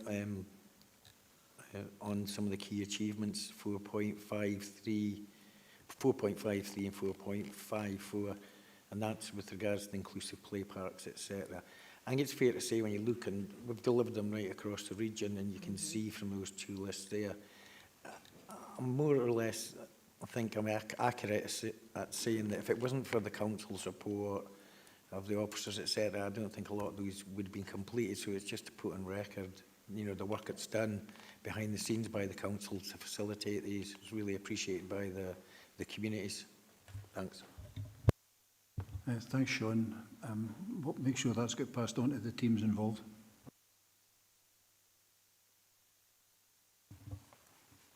Any other questions? Councillor Thompson. Yeah, thank you. It was just on one of the exception reports where it was 19.23 lost days per year, which has sort of decreased, sort of got worse, if you like, by 1.7 days or something like that in the last year. Obviously, the target, I think, is 9, or the sort of the indicator says 9 is the sort of ideal day. That 19.23 seems like a lot of days, even appreciating the musculoskeletal sort of side of things, because we had that in the last report as well, where it was, you know, it was still an exception report, but it wasn't quite as extreme as that. So I'm just sort of wondering, that does seem like quite a lot. And if it's getting worse, what strategy we've got to actually improve that? And are we missing a trick or something? Or how big is the team does that apply to? Because that's quite significant. Thank you. Alan. Thanks, Chair. Thanks, Councillor Thompson. Predominantly, believe it or not, it's the challenge is surgery. It's the delay what we see in the NHS in surgery. So we see people off waiting for surgery to get them back to work, and we've seen a spike in the surgery impacts of staff being off for an extended period of time compared to where we were probably pre-COVID, and it's been getting significantly worse where we are with that. I think it's compounded by age profile again with the staffing that we've got, but certainly we're seeing and I go back to that point made, we've got a really robust process in place through traffic light management system. Every case that we've got within absence in the FWA is assessed every 6 weeks with HR and trade union support on that, and the trend that's showing from that is areas around about capability, hearings that we've got that can be associated with long-term absence, but also surgery-related absence is something to be a bit of a challenge for us. Thanks, Chair. Okay, Stephen. Yeah. Do I come back? Yeah, so it brings me to the other point, which is to do with the assessment, the PDRs, if you like. So in the last report, we saw that it was something at 34%, where there was people were attending more, whereas here people are attending less, but the PDR rate's at 70% or something, which is still below the target. But you know, I'm just sort of curious as to why the PDR works better here, even though the staff are off for longer, whereas in the other report, the PDRs are worse, but the staff are more in attendance. So it's just to understand that. Thank you. Yeah, I can only speak for FWA, and I think for where we are with that. So we've engaged and put through quite a bit of process around about training of frontline staff on the check-in system that we've got. The numbers are reasonable for where we are with the staffing group that we've got, but moving forward they should increase. The reason, I guess, behind where we are is the embedment of and the approach that facilities management had, which is probably 70% of the staffing group, has been predicated to the transition between what was the paper version to the now digital check-in session. But I'll go back to Councillor Dorwood's point, is that we've got within Facilities Waste and Neighbourhood Services is the support mechanism, once again, round about the Solution Centre, which is supporting the staff round about if the hard-to-reach staff that we find with the check-in process, from a digital perspective, they're still filling out that through a paper version, and then the Solution Centre supporting that with inputting it in to save the frontline managers coming back in for an administrative perspective. So we'll see a transition away from that more digitally over the next 12 months, but predominantly that's the main reason is one we're seeing reasonable numbers and what we would see as frontline services due to the support of that Solution Centre. Thank you, Chair. Okay, that you. Anyone else? Richard Marsh, Councillor Marsh. Thank you, Chair. Yeah, my question is just in relation to page Appendix 1, page 204, and the 728k from the Scottish Government for furthering the potential play park projects. The due date for that was the 31st of March, but we have 0% completion there. Can we explain why we have no progress there at all? Are we in danger of losing out on that money? And also which settlements were due to benefit from that money, and when can we likely to see that being put into place? Thank you. Yeah, Nicola, can you come in? Thank you, Chair. Thank you, Councillor Marsh. Just to confirm, the £728,000 is not new money. This was actually allocated several years ago, and the Council has already drawn that down, and that's what made up phases 3 and 4 of the Inclusive Play projects. So the places that will benefit from that are those already listed in phases 3 and 4. And we're nearly finished. We've only got a couple of parks we're still working with. Some are getting finished off at the moment. There'll be a further 2 ready by the school summer holidays. So we're really getting well through this programme now, and it's been very well received with the public. And it's lovely to see all these new parks coming online. You okay with that, Richard? No, absolutely, Chair. No, I'm also delighted to see the new parks come online, particularly in my ward, Lightlands Park and Wigtown being one of those. Just the way it was reported looked like we had money sitting there that weren't being utilised, and that's what caused me the concern. But no, thank you for the response, sir. No, that's okay, Richard. Thank you. Councillor Drysdale, do you want to come back in? I'll be very quick. Thank you very much, Chair, for letting me in. Just a quick one. Thank you on the back of Councillor Marsh's question. I take it there's no additional or leftover funds that could be pushed into any other areas, Nicola, for that spend. Thanks a lot. Thanks, Chair. Through yourself, Chair. Not at the moment, but we do have the new Play Park fund that we're currently working through that was allocated to us in the budget this year. And we're working with some community groups on that. So if there's a particular group that you have in mind, Councillor Drysdale, please let me know and we'll reach out to them. Okay, suitably non-parochial. Yep. Right, I think I'm going to move to recommendations. So, are we happy to agree the recommendations 2.1, 2.2? Thank you very much. We'll move on now to item number 9, the Head of Service End of Year Assessment, Economy and Environment Service, report by Head of Economy and Environment.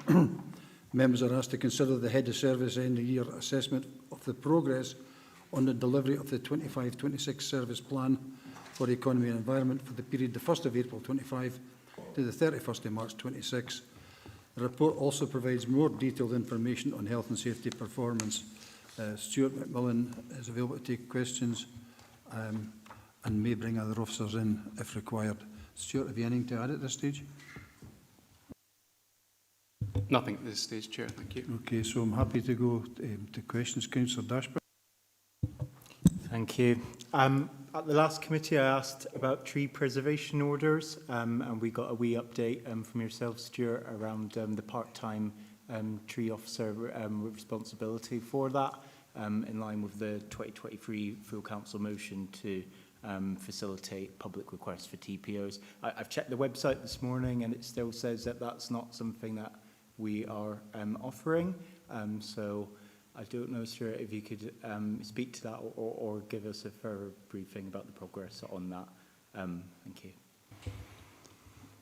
Thanks, Councillor Dashford. I think that's a wee gap between the website content and actual facts. So we will check on that, make sure the website is up to date. Thanks. Thank you. Because my understanding is that the website would be the portal for the public to request those considerations. So that would be appreciated. Thank you. Yeah, we have somebody in post. We have people in post. Yes, so there's a hiatus between actually what we've got and what's available for the public to see. So you're right. So that's probably a comms issue. So can we leave that with you, Stuart, to make sure that's brought to speed? Thank you. Anyone else?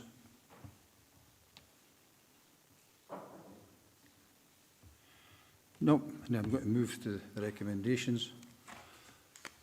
Are we happy to agree 2.1, 2.2? Agreed. I'm going to take a 5-minute comfort break if that's okay.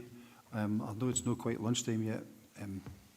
If 5 minutes and we're back at 15:15, okay?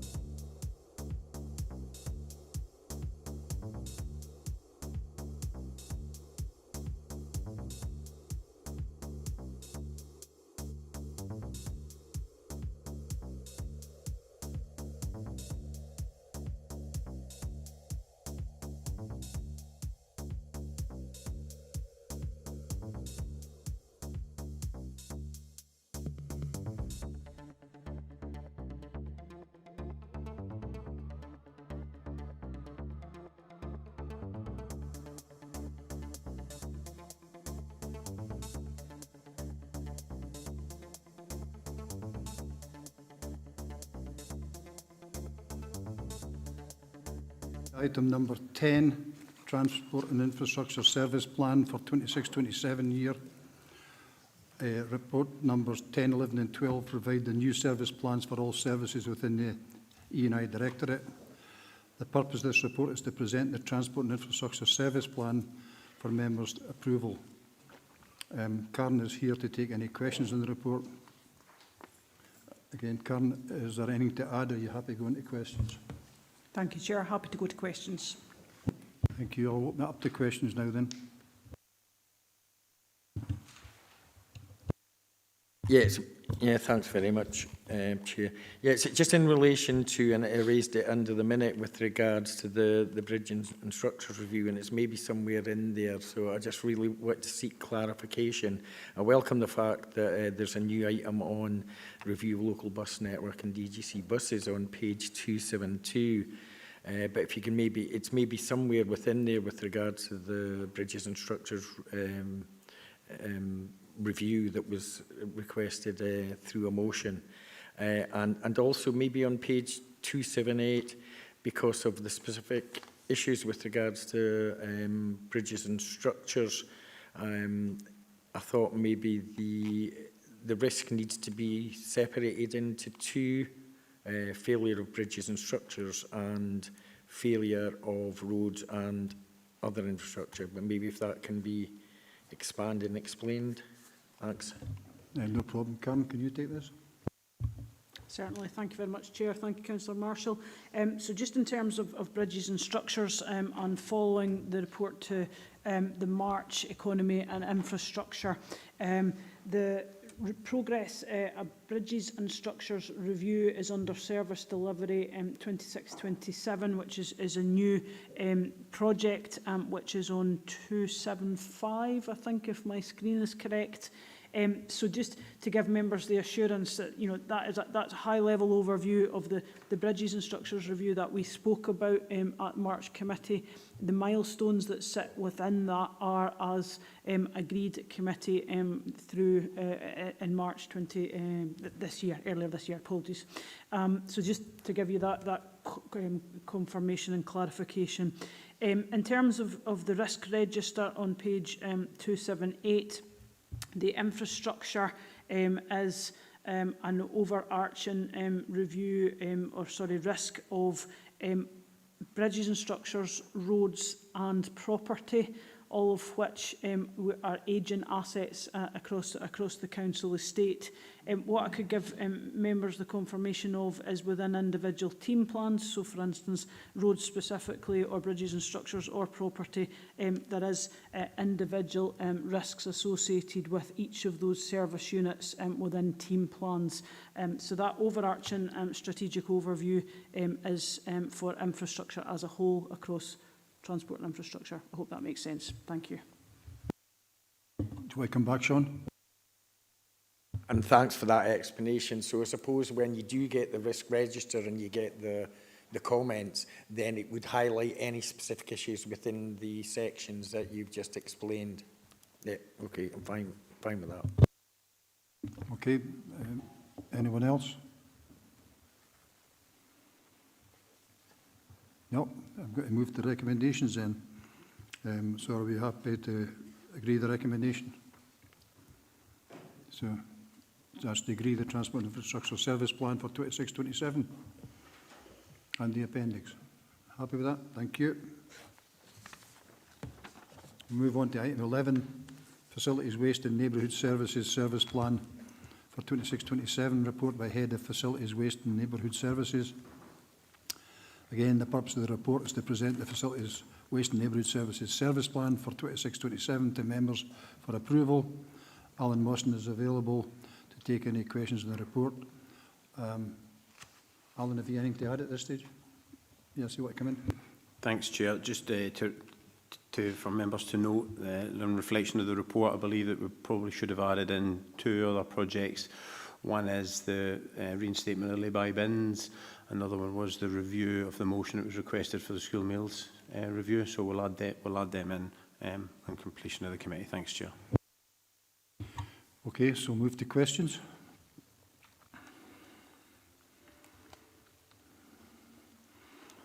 Councillor McFarlane. Yeah, thank you, Chair. In relation to, I think, just get this right, garden waste, when it initially came out, we were projecting that we would actually be in surplus in what we'd take in. I don't think the uptake has been as successful as we would have liked, and certainly as I would have liked. And I see that what we're going to do is go do a bit more marketing, try and put it out there and whatever. Are we at risk of losing this? Is this something that is going to go by the way? And, you know, what are we going to do to make sure that it is viable and that we do actually engage more people and encourage more to take it up? Thanks. Alan. Thanks, Chair. Thanks, Councillor McFarlane. So I think been well documented from the original set out. What the targets were unachievable. I think for where that was, I think there was a realignment from myself around about what was the sustainable model.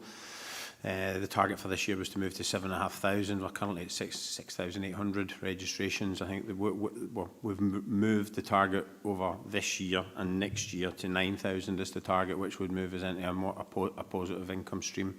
So it would move to a sustainable, which is a fully sustainable model.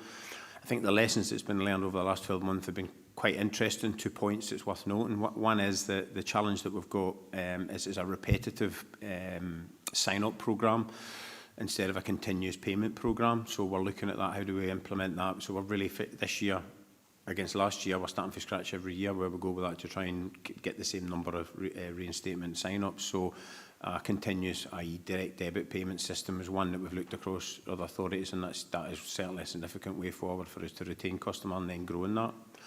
The second area has been around about the marketing that we've done this year. So we've done quite a lot, and I'm sure you've seen it, a lot of positive digital marketing around about it, and we've worked with a company called Can that the council uses for other elements.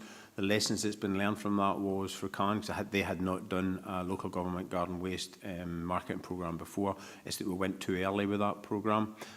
So the sign-ups probably we're looking at, it probably wasn't at the forefront of what we've seen as the customers' perception of signing up. So we're moving that forward over the next year to try and align that better, and that's what the findings have been from that. I'm reasonably confident that we'll move to a sustainable model. However, I will add the national markets are changing all the time. Scottish Government's looking at garden waste across the elements about how viable that is or where we are with that. There is some authorities and there is some chat round about potentially food waste and garden waste being combined as an option. So I think we're in a positive place to look at it as a sustainable area, and we're also, because we've initiated it, I think the changes that's potentially coming at a national level leave us in a positive place to be able to react to them depending on what the outcomes are. Hopefully that answers that question, Chair. Thank you. Yeah, thank you, Chair. Thank you. Anyone else? Or Pauline? Councillor Drysdale. Thanks very much, Chair. Alan, thank you very much for the report, and I would just like to put on record today that I would like to commend the People's Project for the work that they've done relentlessly across the region in terms of cleaning the lay-bys. We really can't thank them enough because it's helped to keep the area as clean as possible, whilst you've all been working very hard behind the scenes, and I know you alluded to the fact that you're talking to this about this action at probably the next committee, Alan, but could I just ask if it's possible to provide elected members with a timeline for the lay-by bins, or is that coming at a future members' seminar? And also, I'd like to thank you and your team for the work with Scottish Government, Transport Scotland and Amy, because I know it's been a difficult negotiating process. Thanks very much, Chair. Thanks, Alan. Yeah, thanks, Chair. So I guess hot off the press that I've got Janice and Nicola met yesterday around about the reinstatement of the bins, and that was a question that the answer they come back with. So we're looking at probably a maximisation about 12 weeks for the reinstatements of the bins. The team's working with that. There's a little bit of procurement that we need to do. It's laid out, I think, a little bit in the later on in the litter strategy that we've got, but the estimated time, we're hoping at 12 weeks is probably the extreme end of what we look at them, the reinstatement of them being back in place. Thanks, Chair. Okay, thank you. No one else? Councillor Thompson, sorry. Yeah. Thanks, Chair. So it was just on the garden waste one. I know with the food waste there's a sort of postcode criteria for where the food waste collections are, but presumably garden waste is for the whole region, so there's no exclusion. Anyone can sign up for that. So it's just to get that message out there, I guess. But the other thing was, in the plan, it's got a line which is to do with increasing the income or profit from caravan parks by 5%.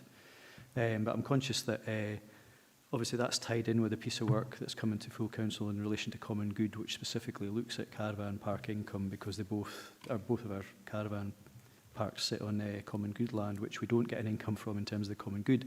So I was just wondering, is that a sort of a conditional target? Because obviously there might be a bit of work that relates to what that 5% increase in profit looks like for both of those common good areas, and what's the relationship between the two. And I appreciate we've maybe spoke about this before in previous committees, but it'd be just to get a helpful understanding of what that target means for the local communities. Thank you.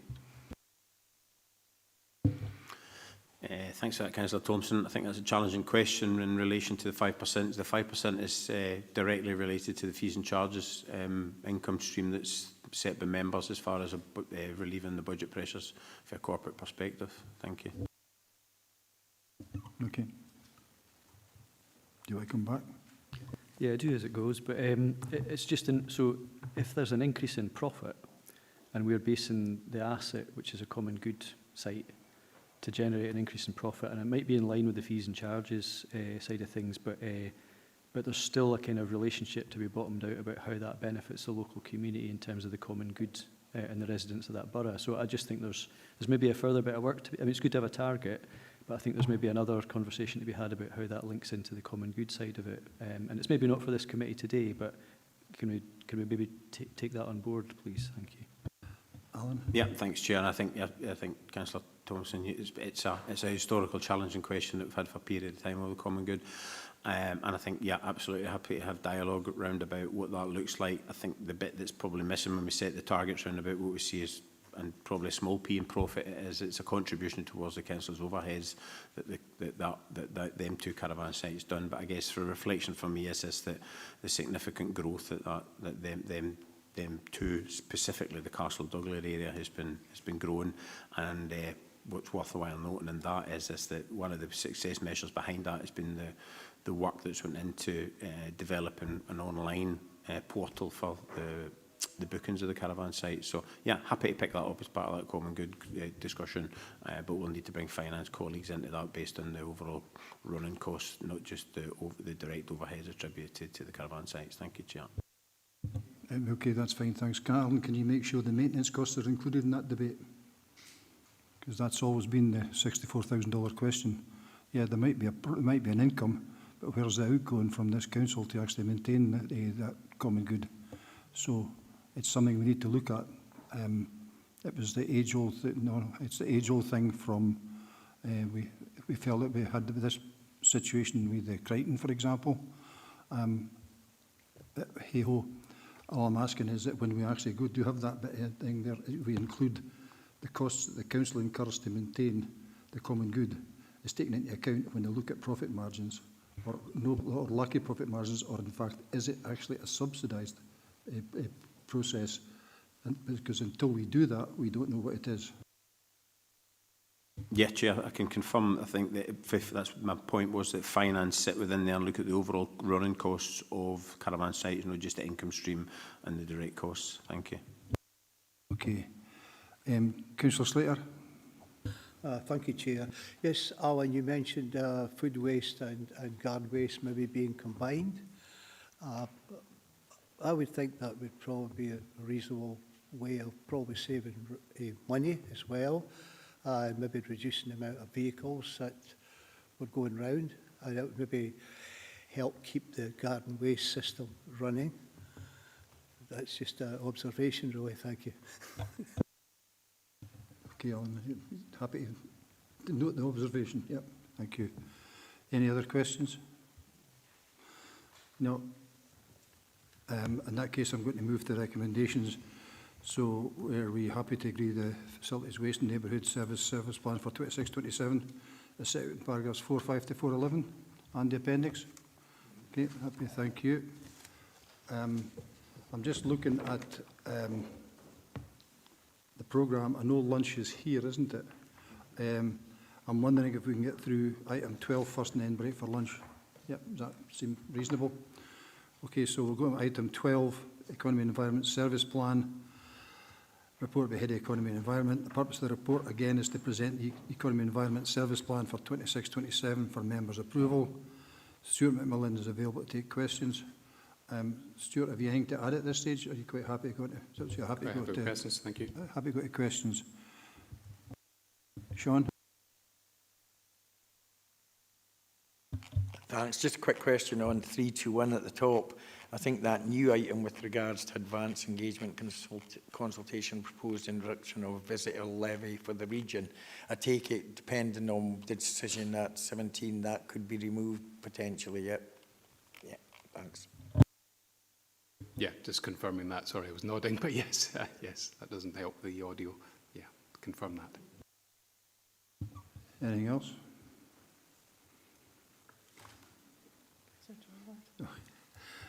Linda, yep. Okay. Councillor Dorward. Thank you, Chair. It's a comment, it's not a question, and it's still strategic. Well, sort of. Slightly parochial. It's in my ward, but it's a strategic issue. Is the page 322, assess the development potential for the Interfloor factory site through a feasibility study. Just to say, we're really pleased because we put the motion to council in June 2024 about this building. And it's great that Jamie and his team, and again, you know, well done on that, to continue to push forward with it. It's been a really challenging, complex issue, but at least it's moving now. It's been years and years that nothing happened. It was stalled, and now it's moving. So we're hopeful that it will continue to move in the right direction. Thank you, Chair. Okay, I think that's noted. We'll pass that back to the officers concerned. Anything else? No, in that case then I'm going to move to the recommendations, and that's that we agree the Economy and Environment Plan for 26-27 set out in paragraphs 4.5 to 4.11 and the appendix. Are we happy to agree? Thank you very much. Okay, so as I said just a minute ago, we'll break for lunch now. I'm suggesting we come back at 1 o'clock. Comfy with that? 25 minutes enough? Yeah. Okay, so we'll see you all in 25 minutes' time. Thank you. At 1 o'clock.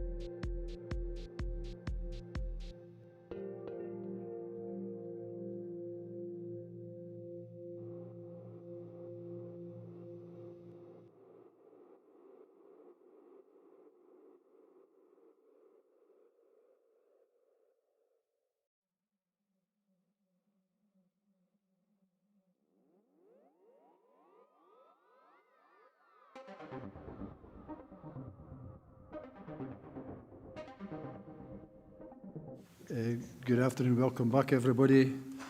We're now going to move on to item 13, the changes to harbours fees and charges. Report by the Assistant Director, Transport and Infrastructure. The report presents members with proposals to apply targeted increases to specific highlighted charges within the 26-27 harbour fees and charges schedule. The intention is to apply these increases where the standard 5% uplift is insufficient to meet operational costs, address structural pricing imbalances, or reflect their recommendations emerging from the Harbour Strategy Development work. Following recommendations at Harbour Subcommittee on the 5th of June, the Harbour Service was asked to consider restructuring certain fees and charges to ensure they were fit for purpose. The highlighted suggests uplift relate to commercial vessel quayside berthing, waste management for commercial vessels and landing fees for small fishing vessels within the 26-27 fees and charges document as set out in Appendix 1. We've got Karen Brownlee, Paul Jennings and Stuart Cavan available to take questions on the report. Karen, is there anything to add at this stage? Thank you, Chair. Nothing further to add. Okay, actually I really should congratulate Paul and welcome you permanent to the post. Yep. Twice, yeah.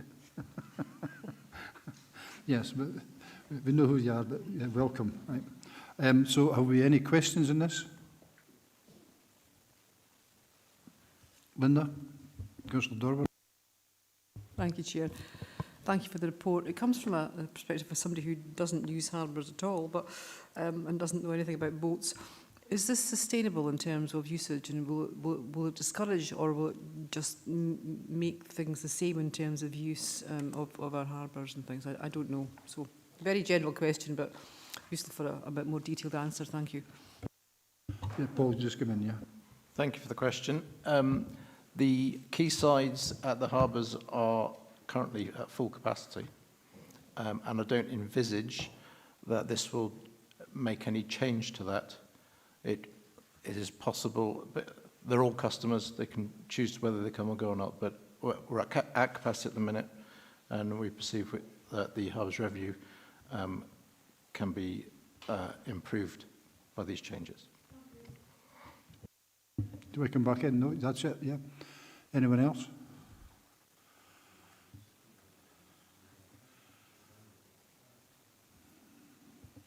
No.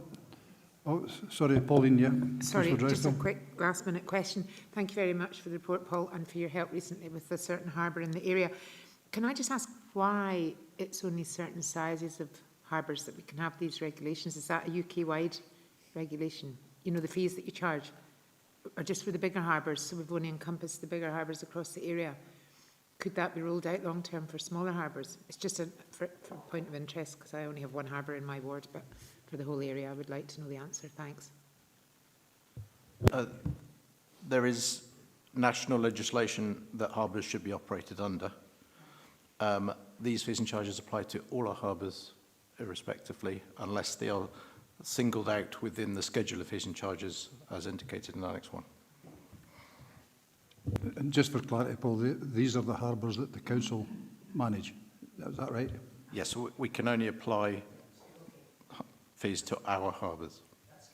Okay. Stephen, Leader. Thanks, Chair. So it was just, obviously we're agreeing sort of the fees here based on the recommendations of the Harbour Subcommittee, but it was just about the charges for like utilities, and it was just to get that assurance that there's a, because I think we've sort of got a position where we would just pass on the charges for that, and I just wondered if that was in place at all the harbours, because I think I remember attending a visit in the past where that was an issue, where there was a discrepancy between the rate advertised maybe for that year and then the changes in electricity prices over the course of a year, for example. So it was just to get that assurance about, is that now we're not operating at a deficit, if you like, because we're just passing through charges to the end user. Is that right?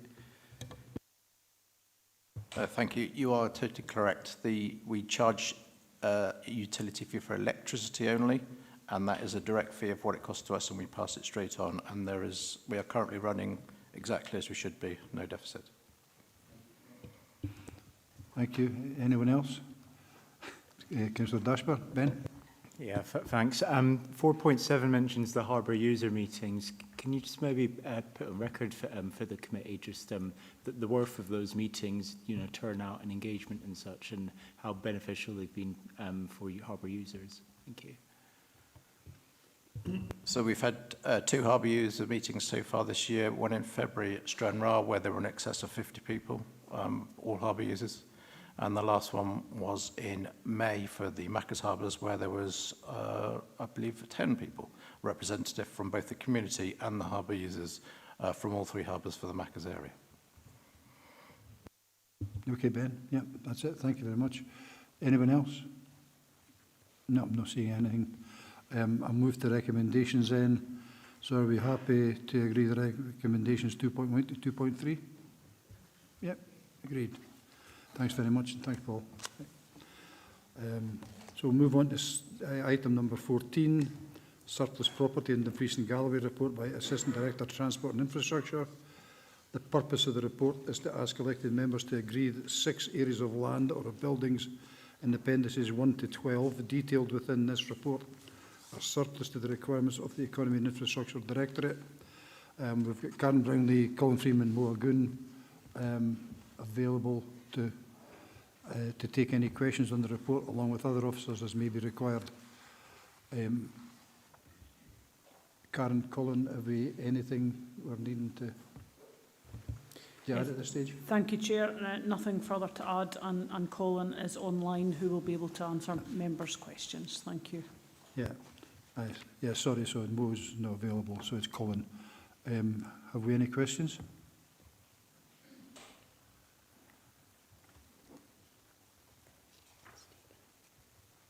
Stephen? Thanks, Chair. It's just a quick one. So I suppose we'd always like to, I know we've got sort of capital receipts to sort of achieve, you know, in terms of in year. And, you know, sometimes when we get these reports, it looks as if we only get round to selling off a bit of land if somebody expresses an interest, if that triggers a bit of activity. So I just sort of wondered, is there still a bit of work to do to make sure that any surplus asset is on the market, rather than just waiting for the inquiry to come in, or is that just a cost-benefit type of analysis in terms of that? Thank you. Karen, can you take that? Yeah. Certainly. Thanks, Chair, and thank you, Councillor Thompson. So just to confirm that the estates team led by Colin drive forward that I guess the sale of property, and to confirm it, it's the process that they undertake is continuous, and whilst reports in front of members today are in relation to property and land that we've been requested to purchase by members of the community across the estate, that we do progress for sale. Probably just want to add as well that we require as a team to push forward in terms of the capital receipts that the council progress. And just to give members assurance, I've re-established the Strategic Asset Board, which will have oversight on that before it comes to members. But I see Colin might want to give a little bit of detail in terms of that. Thank you. Yeah, just come in, Colin. Thank you, Chair, and thank you, Karen. Just specific to Councillor Thompson's point, you'll see at 4.3 we're declaring surplus land at Georgeville Drive and Newton Stewart. Historically, we would have just waited until we got an approach from local residents or companies, but we're now taking a more proactive approach, and where land has been identified as surplus previously, then we're looking to market that to maximise the capital receipts. Okay, Stephen. Anyone else? No, so are we happy to note 1, 2 and agree 3? Okay, thank you very much, everybody. Thank you, Colin. Thanks, Chair. We'll move on now to item number 15, which is the review of household waste recycling centres. Report provides members with an update on the review of the household waste recycling centres following agreement of scope at the Economy and Infrastructure Committee on the 4th of November 2025. Alan Mawson and Janice Ireland are available to take any questions on the report, along with other officers as may be required. Alan, Janice, have you anything to add, or are we just going straight to questions? Alan, you'd like to come in, yeah? Thanks, Chair. It's just to make members aware that there's a discrepancy in the committee paper regarding at 4.54. The table doesn't reflect the appendix 3. The actual information that's relevant is Appendix 3 rather than the detail that's in the report. Apologies, I don't quite know why that's happened, but Janice has picked up on it this morning. Thank you. Well done, Janice. Looking for any questions here. Sean? Thanks, Chair. Yeah, it's just a point of clarification and just for more information. It's just the bullet point at the very bottom of 368. And it states that the waste service does not currently have a vehicle to facilitate the collection of material in skip containers from these sites and is currently relying on private contract for this function. Is that the 3 sites, Stranraer, Whithorn and Ewan Stewart? Yeah, that was just for clarity, thanks. And the question is really, you know, why would we not actually just get a vehicle for that? Would that be more cost effective in the long run? Janice, yeah. Thank you, Councillor Marshall, for your question. Yes, so we're currently looking at that. We're looking to put a proposal, a business case together as to running that operation ourselves rather than outsourcing it. Okay. Anybody else? Jackie McCammon, sorry. Yep. Yeah, thanks, Chair. It's just with regards to Table 1, the glaring, obvious, huge figure of difference with Whithorn. So happens to be in my ward, but that's neither here nor there. So just a quick question, please, Alan. And it says there's no direct access to water or power. Can I just ask why that is? Because it would seem that this is put on here as the main difference between all the rest of them. So why has this got no direct access to water or power, please? Thank you. Thanks, Chair. So historically, I think it's been unviable commercially to put that in, is my understanding, and the cost attributed to that would be too significant based on the size and the operation of Whithorn. It's the reason why we've raised it as part of the review, and it'll be proposed as part of the options moving forward for that consultation exercise. So historical, I guess, is the short answer, Chair. Thanks.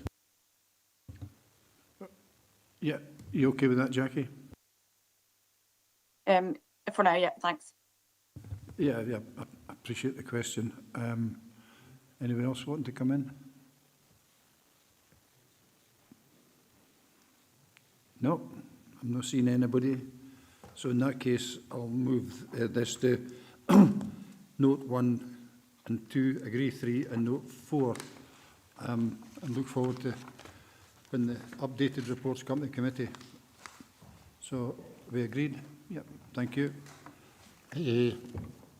Move on to item number 16, Strategic Housing Investment Plan Update. Report by the Head of Economy and Environment. The report seeks members' agreement to the update of the Council's Strategic Housing Investment Plan, or SHIP, reflecting our ongoing commitment to support community-led housing developments. It also confirms the funding available from the Scottish Government Affordable Housing Supply Programme to deliver new affordable housing within Dumfries and Galloway over a 4-year period. Furthermore, the report highlights engagement with key stakeholders and partner organisations to develop the Strategic Housing Investment Plan Annual Review for 2026. So again, we've got Stuart McMillan and Jamie Little here available to take any questions. Stuart or Jamie, is there anything to add at this stage? Nothing to add, Chair. Thank you very much. So we'll go straight to questions. Sean? Yeah, most of the report is for noting, but it's a good report. Really, just one comment on the top of page 430. I think that's a good for the SOS CH pipeline of projects. I think that's quite an encouraging list of projects to be developed across the region. So really welcome that within the report and happy to agree that. Thank you. Is that you, Sean? Your mic's still on, Sean. Sean, your mic's on. Yeah. Oh, That's okay. Stephen? Yeah. Thanks, Chair. It was just, maybe goes back in relation to the asset transfer earlier on the agenda, and there is a wee section here on Langham, just around the, which mentions the old school and the asset transfer at 4.51 and also at 4.5.2. But I'm just conscious that there's been a bit of a history, obviously, with Langham getting the right type of housing for the right type of demographic. And I'm just wondering, you know, how strong is that relationship between our strategic housing needs and the types of housing, as well as the, I suppose, the health and social care implications of that? Because there's, if you have the right houses somewhere, do they have the right services nearby, and do they have the right transport connections to access services that might not necessarily be in the same location? So I'm sure there'll be other members in the chamber that have an interest in this as well, but it's just to get that assurance and to understand what work's going on, and how will the likes of local ward members or Annandale and Estill members be kept abreast of that. Thank you. Thanks, Chair. Thanks, Councillor Thompson. So specifically in relation to Langham, there has been a housing need and demand assessment carried out for the town through South of Scotland Community Housing. They've been out and directly engaged with local residents to ensure that the right housing mix is proposed across a number of sites. You'll see in the Strategic Housing Investment Plan that we do have several sites within Langham that we do desire to take forward. We've got a really collaborative approach with the community there. I'm going to arrange to meet with the Langham Alliance as well over the next couple of weeks, just to have a discussion with them regarding the old school transfer. So I'm glad to see that that's been supported earlier on today. In terms of health and social care partnership, they are a key member of our development forum and our strategic housing forum. We engage with them on a regular basis around projects that we need to see come forward. We're working with them to develop a business case approach to ensure that the right type of housing is developed as part of their plans. And we're doing that both through the Strategic Housing Investment Plan, but very much aligned to the local housing strategy as well. That's an ongoing relationship we're very much looking to build. We have had a number of specialist provision projects that we've taken forward throughout the region, but there will absolutely be their involvement in the Langham projects, and that has been to date.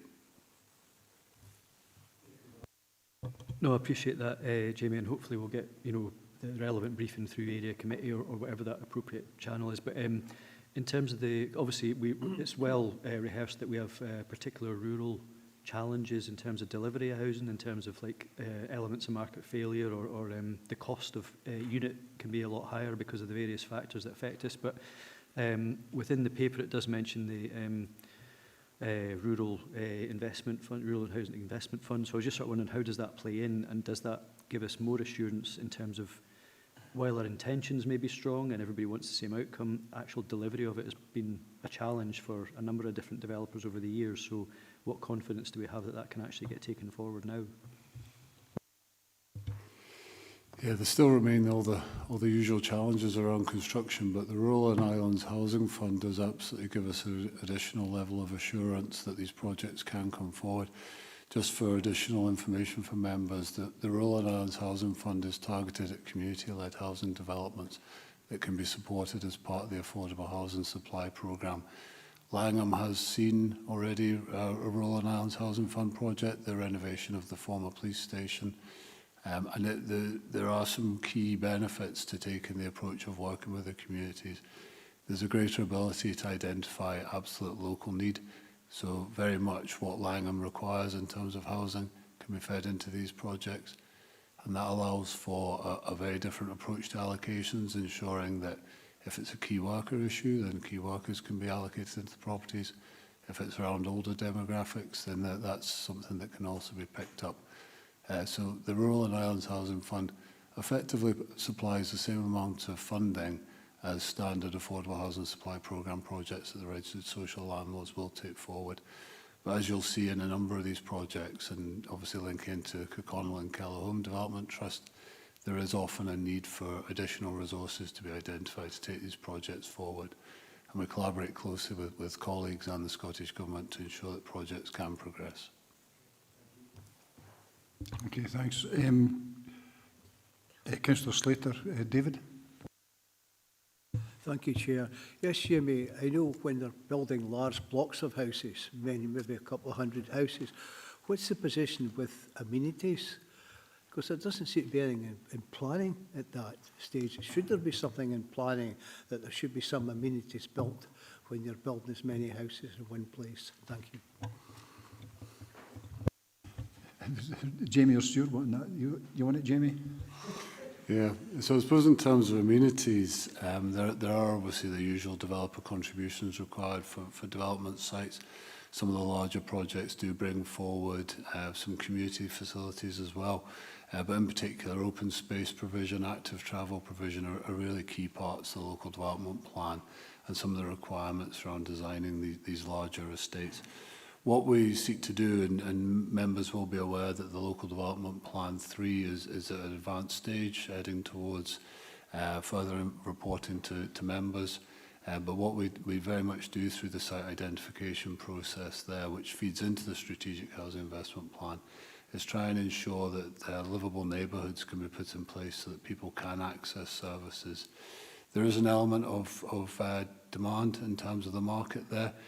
It would be anticipated that we would try and sustain local services and shops, but potentially in some instances there's opportunities for the private sector to come in, and we'd welcome those discussions, particularly around any provision that supports further housing developments coming forward.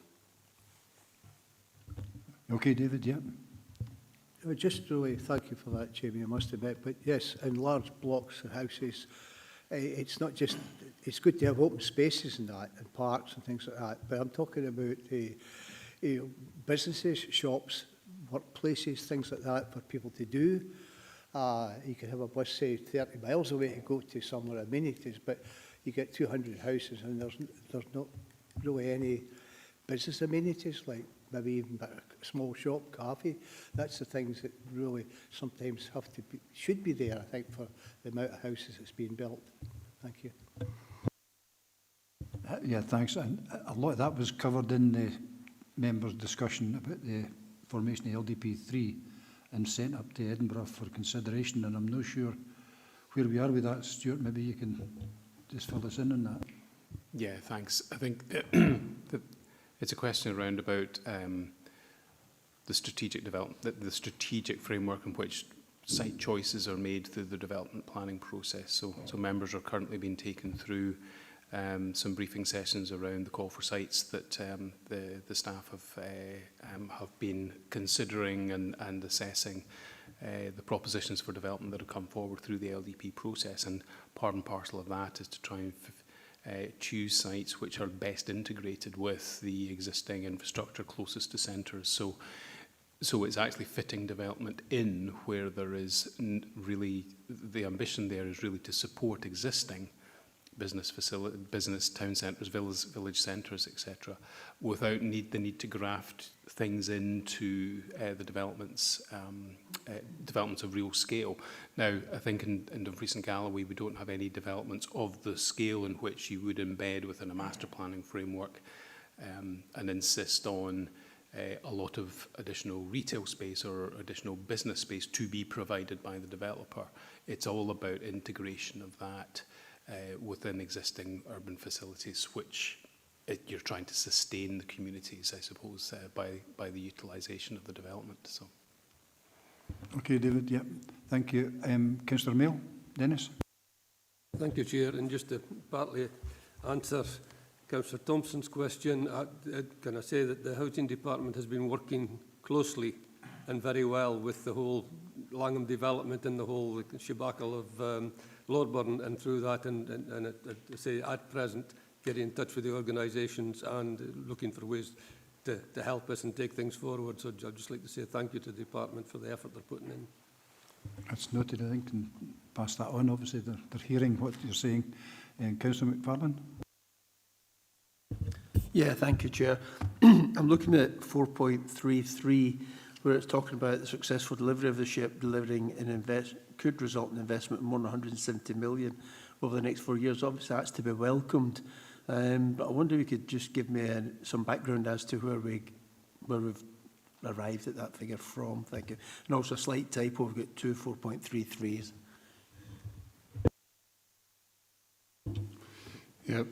Thanks, Councillor McFarlane. In terms of the figures we're calculating here on the 170 million, these are very much based on the level of funding that the Affordable Housing Supply Programme normally puts towards a project. So on average, the Affordable Housing Supply Programme is covering about 55% of the development costs. The rest of the funding will then normally come from registered social landlords or community groups or other funding sources.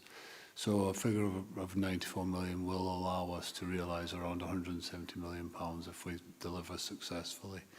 And so that's how the figure's been worked out. Obviously, in terms of maximising that delivery, as we mentioned in the report, we do engage regularly with, individually with our registered social landlord partners and our other development partners as well. We hold regular engagement with the Scottish Government as well, review the projects on a regular basis, and we're planning forward over the next 4 years to ensure that we've got a number of pipeline projects that we can take forward, just to make sure that that funding can be utilised in Dumfries and Galloway.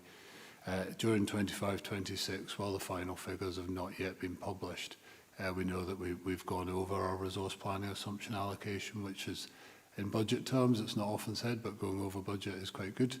It's a positive. We've seen additional investment come into the region that we've taken from the national source of funding. So we do have a strong pipeline.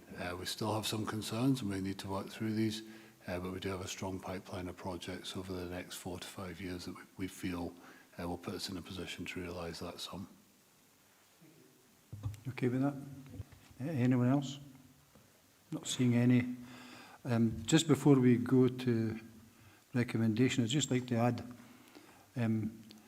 ably supported by Jamie, yesterday I was grilled for 2.5 hours by Audit Scotland on the housing emergency and what we're doing about it in the ship. We'll find out in January what the school report card says on that, but it was just to let the committee know that that piece of work was undertaken yesterday afternoon. So, and again, thanks for the support on that, Jamie. So we'll move to recommendations then. So are we happy to agree the recommendations 2.1 to 2.5? Thank you very much. Thanks, Jamie. We'll now move on to item number 17, the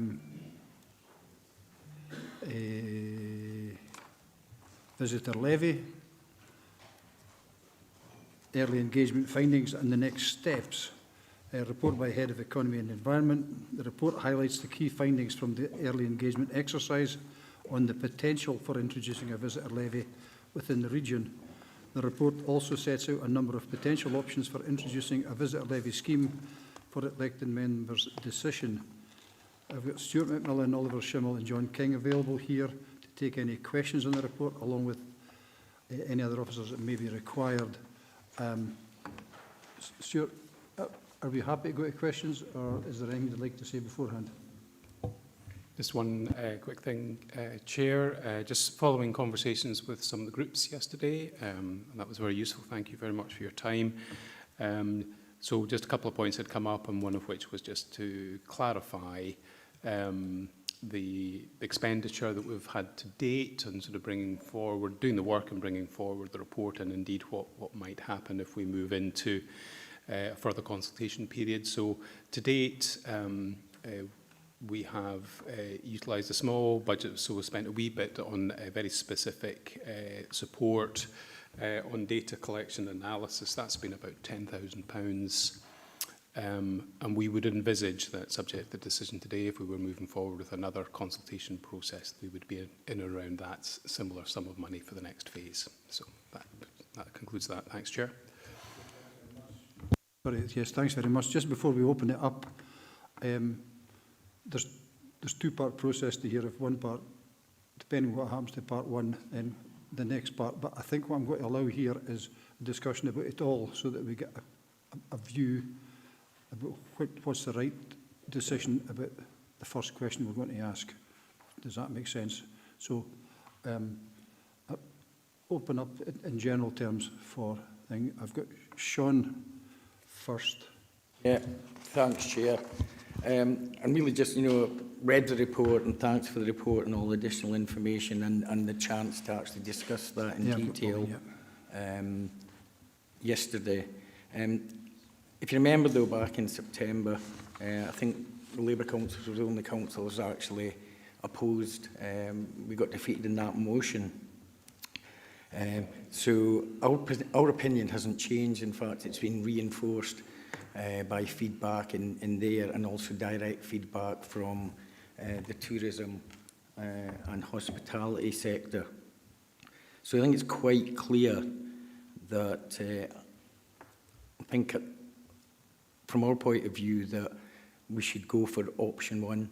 I think when you look at it, I think it would be as welcome a tourist levy in D&G as a salt and pepper pot at SNP bring and buy sales. So I would like to point out at this point that to the rest of the councils, if you listened to us back then, we would have avoided unnecessary use of council manpower and resources when workload pressures and demands on council staff are high.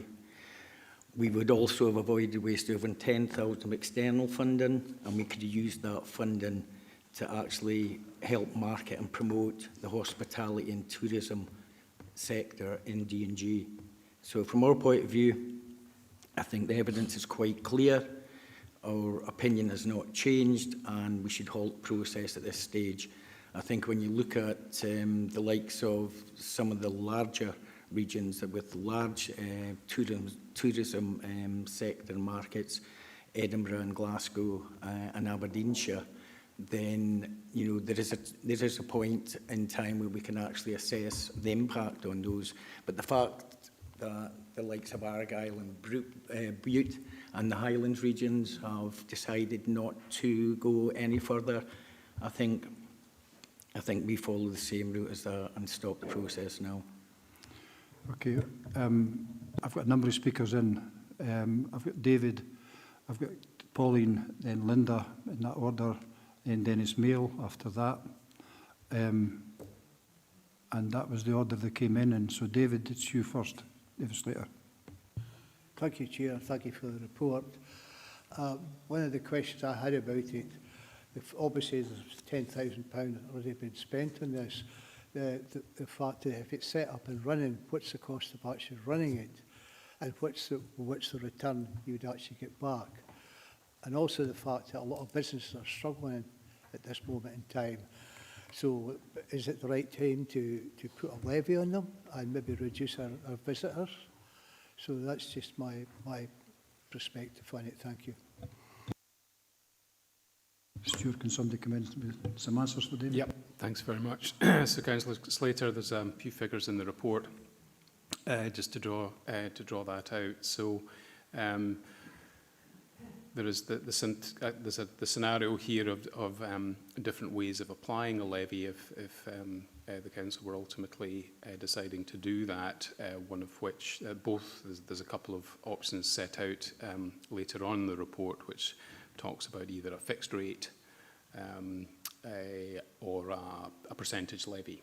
So you both return slightly different sums of money, but between, let's say, £3.5 and £4.5 million per annum would be the sort of return that we are proposing at the levels that we've indicated in the report and the appendices. And there would be a slice of that would be taken off in terms of the administration of that, and there's a brief sort of idea of structure of that in terms of a visitor levy manager and a couple of staff, etc.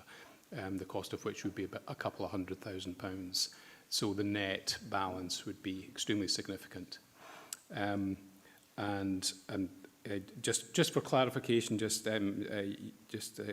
phraseology that you were using, Councillor Slater, but just to be, I'm sure you're clear about this, I'm sure everybody else is clear about this. So the visitor levy is not charged on the business. The visitor levy is charged on the visitor, and the business collects that and passes that back to the council in a quarterly return. Thank you. Chair, sorry, is there VAT in that? When they make this charge to the people, does that include 20%, or does it not include the 20% charge? Thank you. It doesn't. Thank you. John, would you answer you? Yeah, if the organisation already pays VAT, then when the visitor levy is on it, that VAT is applied to that as well. That's not a choice we make, that's HMRC rules. Yes, that's an HMRC decision, not made in Scotland. Councillor Drysdale. Thank you very much, Chair. Thank you very much, Stuart, for the report and the work that your team have undertaken. And I take on board the points that have been made, but we need to look at the bigger picture here. And I just would like to make a statement and then come in on the back of Councillor Marshall's motion, if that's acceptable. So it's under 2 minutes. We're all aware that the Scottish Hospitality Group, the SHG, has formally written to Dumfries and Galloway Council regarding the proposed transient visitor levy, stating it is the wrong policy at the wrong time for the region's tourism economy. I actually fully agree with this statement in that introducing an accommodation levy would risk damaging the competitiveness of one of D&G's most important economic sectors at a time when hospitality and other businesses are already facing significant financial pressures. Stephen Montgomery, Director and Spokesperson for the SHG, said hospitality and tourism are amongst the biggest contributors for our rural economy. The sector supports thousands of jobs across the region, sustains communities and brings vital spending into our towns and rural areas. The last thing this sector needs is another cost risking the region becoming less attractive to visitors. The levy is often incorrectly described as a tourist tax, when in reality it's an accommodation tax that would impact also our own local residents of D&G staying overnight within the region, whether for a hospital visit or a short staycation. The impact will also affect domestic tourism, as 80% of visitors are UK-based with a choice of destinations, so this extra cost would put visitors, given that they would then have the choice to go elsewhere. People do have a fixed holiday budget, so the levy might mean there's less available to spend in our local cafes, restaurants, pubs, etc. Please look at the issues already affecting the trade. And I have a list here. I don't know if you want me to send it to governance and they could put it up to save me reading it out, Chair, or will I quickly read out the list? No, I think everyone's had that communication from that organisation. It was sent to everybody in the committee beforehand. Fair enough, that's fine. Yeah. So members, I ask you this. While an accommodation levy may generate income, do the benefits outweigh the risks of reducing visitor numbers, reducing spending and damaging local businesses? Given the importance of hospitality and tourism to D&G and its supply chain, the sector clearly does not think it's a worth risk taking. To conclude, as Councillor Marshall's already alluded to, many rural councils across Scotland have paused or turned down the levy, including Argyll and Bute, the Outer Hebrides, East Ayrshire, Highland Council, Orkney Islands, Perth and Kinross, Shetland Council, South Ayrshire Council and more recently the Scottish Borders. To this end, I would support Councillor Marshall's motion in that we note the findings of the early engagement exercise carried out with regards to the levy, and at 2.1 agree to option 1 to stop all work at this point and not advance the scheme, hence saving this council unnecessary consultations and costs. In particular, please note that the survey for businesses had asked small self-catering operators, and that was 59%, of which 2/3 are not VAT registered and over half only employ 1 or 2 people. Members, I would ask you to support Councillor Marshall's motion and to listen to our important hospitality spokespersons and the public and those hard-working hospitality businesses who are already close to shutting their doors. And I'll leave it at that, thanks. I was going to make another statement, but I won't. Thank you very much, Chair. Okay, thanks very much. We'll move on to Councillor Dorward. Councillor Drysdale, we think alike, not on one of many occasions, which is good. I think you've said all that needs to be said, and I can't, I won't try and repeat that, but I think the people have spoken with the consultation, and the overwhelming majority have said they don't support taking this forward. So whilst Councillor Drysdale has seconded Councillor Marshall's motion, I also agree with that going forward. Thank you. Thanks for being so. It's a brief, Linda, but we've got the message. Councillor Mail. Thanks, Chair. Yes, what I've found in the east of the region is great concern about the possibility of this being put in place. And even 1 or 2 businesses have said that they could see this would cause closure. It is so tight. Because one of the problems being faced at that end is that the borders are not going to take this in, and south of the border is not going to take it in. So that would leave at least that part of Dumfries and Galloway sitting in the middle with an extra charge on. And we're already seeing in Gretna, with the big wedding services, that people are now staying in Carlisle and getting the train to get married, and that would just exacerbate that situation. So unfortunately, I would have to vote against this as well. Thanks, Chair. Okay, we'll come to that in good time, Dennis. Thank you. Councillor Thompson. Stephen. Yeah, thank you, Chair. I mean, I'm not I'm not in a rush to refuse this yet because I don't feel we have all the information we need to make a proper decision. But could I just get just a couple of questions, because we're discussing sort of everything at this point yet. If we did decide to go ahead with it in terms of, like, let's do the consultation and just carry out the work to bring us to a position where we can make a fully informed decision rather than a partially informed decision, how long would that take, and when would it come back for us to actually make a decision, yay or nay? Because I think people, from what I'm hearing today, is people are talking about, we don't want this to go ahead, but it's like we're not really at that point yet. So it's really just to understand how long the next part of the process would take, firstly, and then there's a couple other questions as well, if that's okay, Chair, once that's clarified. Do you want to pick that up, Stuart, or John? Yeah. Happy to, Chair. John can give me sort of particular corrections, but it's a statutory process. It's a 12-week consultation process. So we would move into that as quickly as we can. Part of the process would be to try and capture as much comment from visitors as well to the region. So we want to be able to do that over the summer holiday period. And then we would make preparations to come back for a full council debate and decision, and we would do that at the earliest opportunity, but that would be within the calendar year. Sorry, can you come back in, Chair? Okay, so, and I think the good thing about that for me is that full council makes that decision because it has a wider impact, I would suggest, than just here. And part of the reason why I say that is because of we've got a kind of visitor strategy, which is the Regional Economic Partnership, which I think is referenced in the report. But a lot of that sets out, and a lot of our concerns out with this committee relate to how do we afford to keep up the quality of the region, if you like, to actually support the visitor sector rather than a race to the bottom based on lowering the price. Do you know what I mean? So I think there's something about the revenue concerns about a dedicated fund, which seems to me like an opportunity, potentially. Well, I'm not making a decision today, but it'd be good to understand if we can actually generate something that supports the industry and actually improves it to improve our offering as a region. And that's what this levy could potentially do. But I don't want to make that decision today because I don't have enough information. So there's a wee bit of a step in the process that I think I would certainly move that we go forward with this. The other thing with that is, would we be restricted if we did go forward to either option A or option B, or could we not just say, could we include both of those if we were to go forward in terms of a consultation? And also in terms of something that Councillor Drysdale mentioned there was about local visitors, but I understand that there's an option to actually waive any levy on local visitors because the charge would be for visitors to the region. So it's just to get, as long as we're basing it on facts, and the more facts the better probably, which is why I'd want that clarity and also want to get to the full consultation so we're in full possession of the facts and full council gets to decide. But just if you could help with those, that would be great. Thank you. Stuart, yeah. Yes, thanks very much. So we can absolutely consult on both of the options presented here in terms of a fixed rate or a percentage, etc. So that we can do that. We can design the consultation in that respect.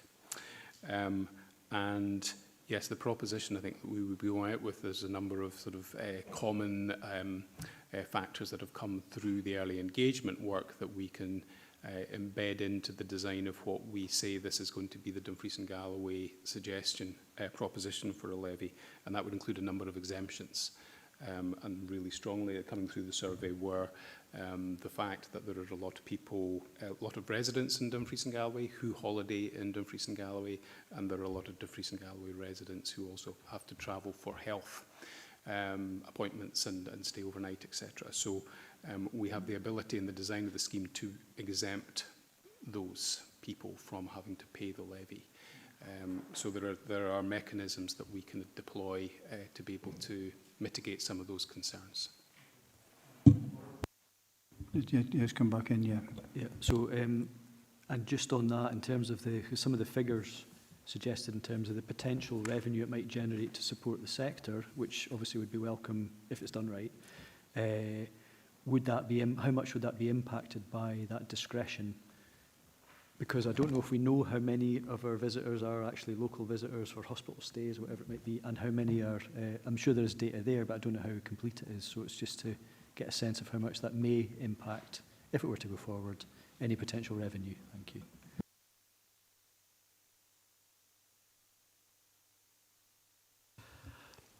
You have to forgive me, this is from memory rather than looking at the facts. I think it was about 9% of the visitors we surveyed were local DG residents. And when you look at those local residents, when we went to ask them, different part of the survey, they said about 44% said they had holidayed over the last 3 years in the region, and around 9% said they'd gone for a hospital appointment, medical reason, and about 8% work. So it was both, there were two different surveys, they both said the same thing. There's a significant amount of people that did it. In terms of revenue, it's difficult, it's not the majority, it'd be maximum 9%, but we would expect it to be lower than that. Okay, Stephen, yeah, do you want to come back in or no? If it's the, well, I'm happy to hear other speakers, but it was basically I'd prefer this to go ahead so we're in full possession of the information, but I, can move that at the appropriate time if that's. Yeah, okay. We can come back to that because there's a number of people wanting in. I've got Councillor Dashper, I've Councillor McCammon, Councillor Slater, who's already been speaking once, so he'll move to the bottom of the list. Councillor Campbell, who hasn't spoken in this issue, and Councillor Ingalls, who hasn't spoken in this issue. So I'll take them first. So it's in that order: Dashper, McCammon, Campbell, Ingalls, and then Councillor Slater can come back in. Yep. Okay, so Ben. Thank you. Happy to second Councillor Thompson if he's putting a motion forward purely out of democratic engagement, I think. But my question is Appendix 3, where we've got the three options laid out before us, and it says, quote, "Of the three options considered, the Council has assessed the option of introducing a flat rate visitor levy as being preferred." So I suppose my question to officers is, are you saying that of those three options, you would prefer that Dumfries and Galloway has a flat rate visitor levy as opposed to not having one or having the percentage? And can you just speak to the merits of that? Thanks. Thanks, Chair. Thanks for the question, Councillor Dash. For our view on that has actually been shaped by the response of industry and industry bodies who have stated that if there is a levy, then a flat rate, a fixed rate on that is the preferred way of dealing with it. It's a little bit more straightforward, a little bit less calculation, and it's more easy to understand, I think, for visitors as well. So it gives a level of consistency and understandability to it. So the industry bodies themselves have said that that's their preferred way to go forward. Okay, Ben, thank you. Sorry, Councillor McCammon said she didn't have her hand up, so Councillor Campbell, Doogie. Thanks. Excuse me. Thanks, Chair. A couple of points to make and a question. I think the point made by Sean in relation to the cost of the engagement exercise, I don't think it's as relevant as been made out, because any income generation project that we choose to explore will come at a cost. And the reality is that we need to raise funds to reinvest in our communities. The survey, I think, is mainly the objections and those for a visitor levy is based on perception rather than hard facts and data. So the question I've got for the team is, should we choose to go to a consultation, would that include benchmarking with authorities that have already introduced a visitors levy, and to get feedback on the success or otherwise of that levy, particularly in relation to the added value to communities through the council investment in tourism-related infrastructure? Thanks. Stuart, can you pick that up? Thanks very much. We can absolutely look at that.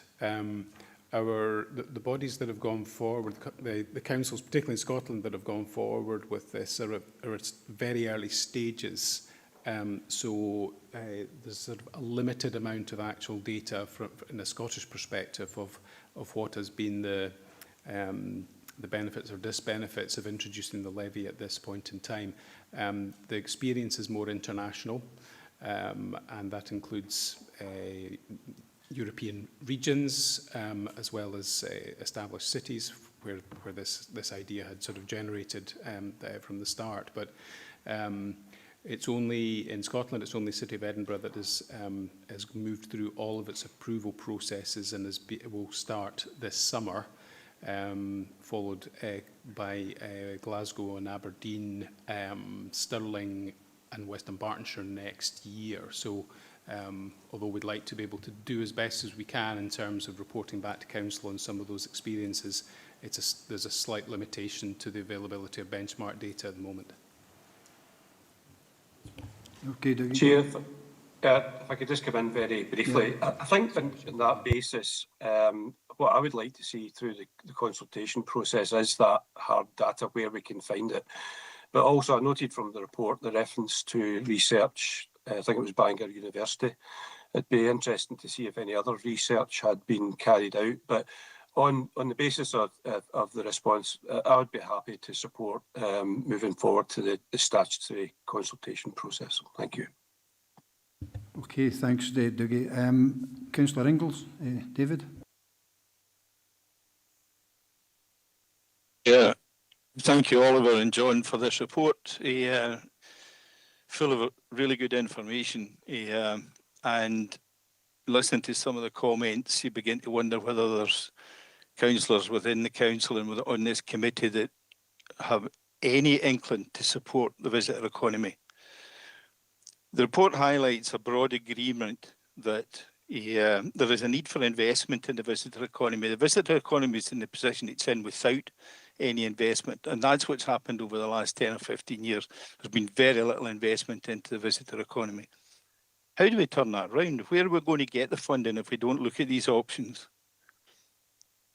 We can't afford to shut the door on this sector, the visitor economy sector of Dumfries and Galloway. We need to be looking at how we can support them. So in my view, I'm happy to support Councillor Thompson in this. I think we need to take this.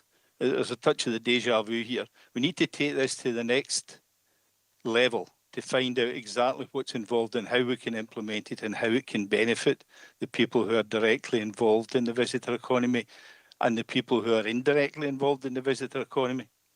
So I'm quite happy to support Councillor Thompson. Thank you. Thanks very much, David. Councillor Slater, did you want back in, or is that? Yes, Chair. Just a couple of questions.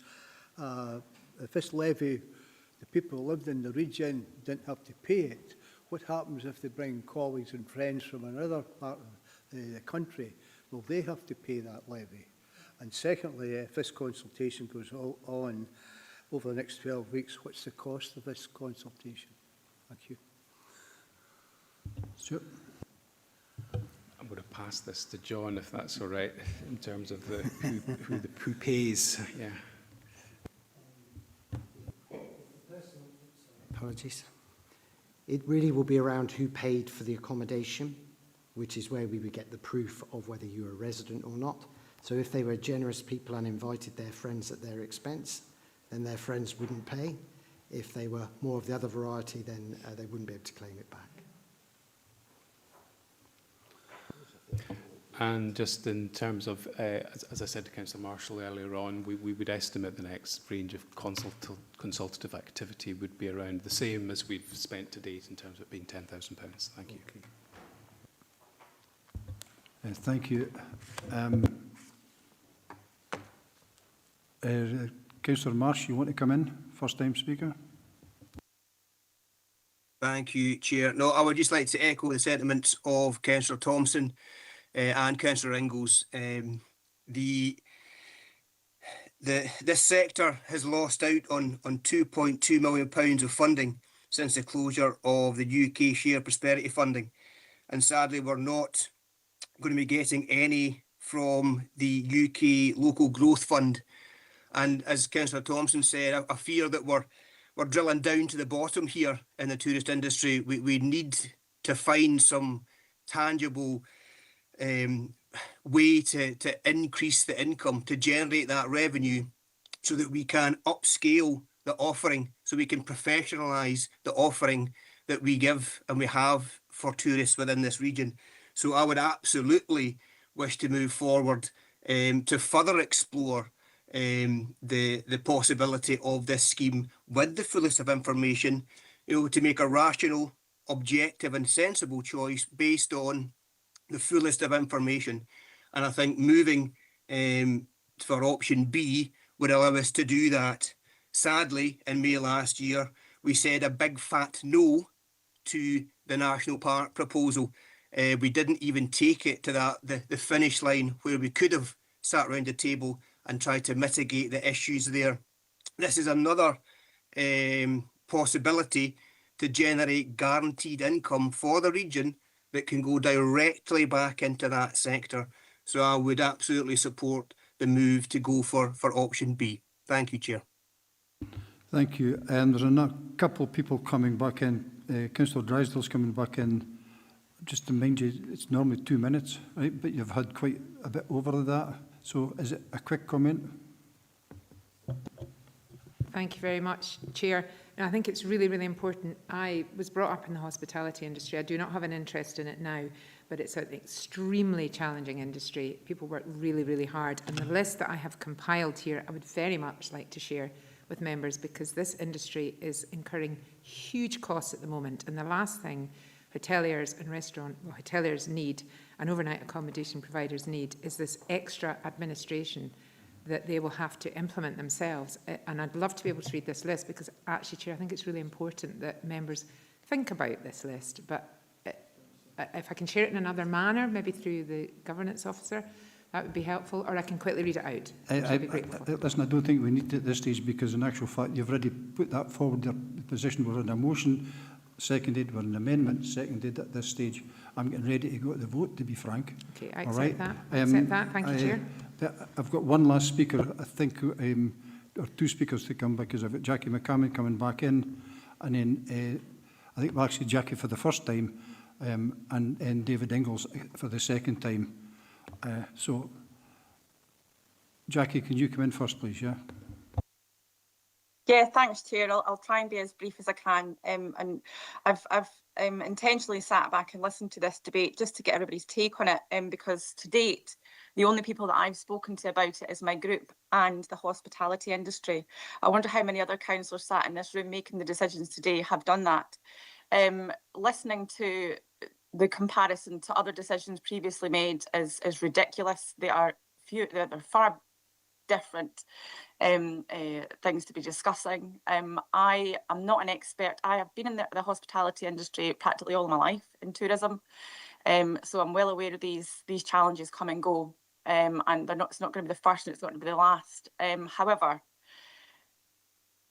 councillors are not experts in this. We can look at the data till we're blue in the face. We can look at what officers are telling us, all the detail. However, I have sat with multiple people who will be affected by this and given me reason why they're going to be affected by this.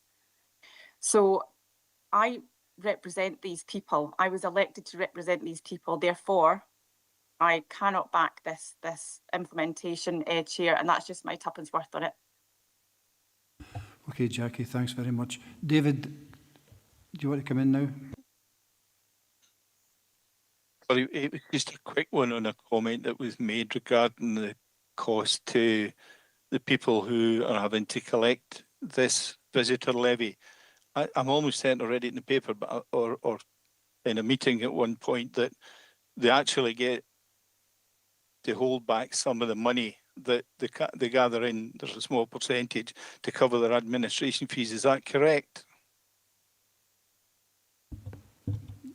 Thank you, Speaker. With the proposed flat rate,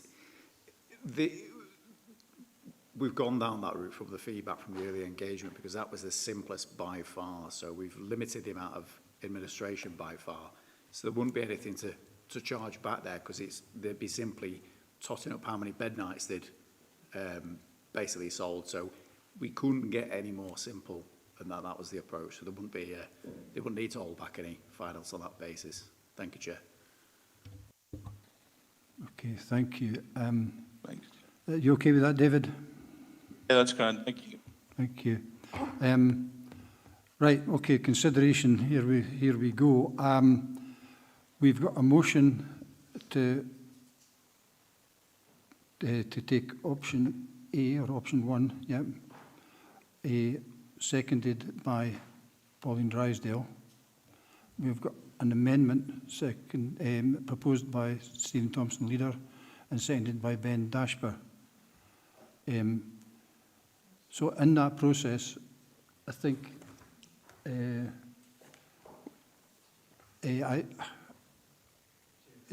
sorry, yeah, come in. So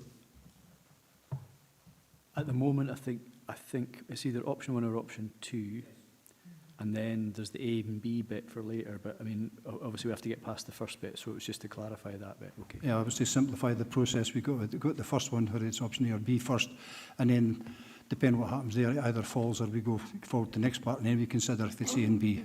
So, and I'm noticing what's on there, but at the end of the day, the council decision gets taken, the council decision, and I'm not putting it off to make it later. With that, if Jim has to go, and Jim has to go. If Jim has to stay, he can stay. That's entirely up to that member. So that, whilst that's on the chat, that is no part of the debate today. So just to reiterate, we've got a motion to do the option 1, second by Sean Marshall, seconded by Pauline Drysdale. We've got an amendment to go with option 2 from Councillor Stephen Thompson, seconded by Councillor Ben Dashper. Is that a fair reflection? Yeah, that's where we are. I take it we're okay. Yeah. I don't think there's anything else we can say or discuss about that. We need to go that because it's a binary choice. It's one or other. So I'm happy to go straight to the vote because I don't think there's any point in putting this on off any longer. Claire?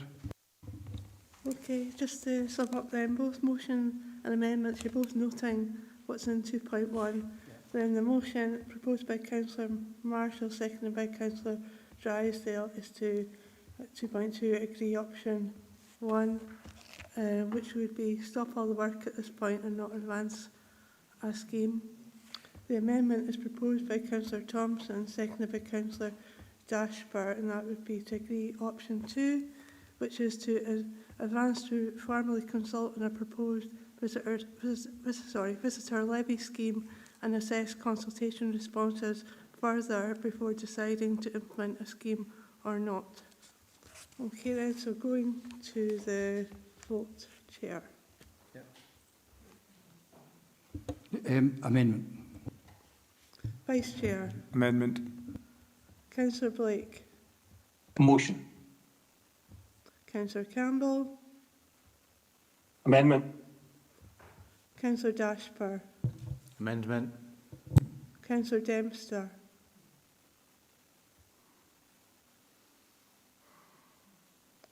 I'll come back and see if he's present. Councillor Dorward. Motion, please. Councillor Drybrough. Motion, please. Councillor Drysdale. Motion, please. Councillor Ingalls. Amendment. Councillor Johnston. Motion. Councillor McCammon. Motion. Councillor McFarlane. Amendment. Councillor Mayo.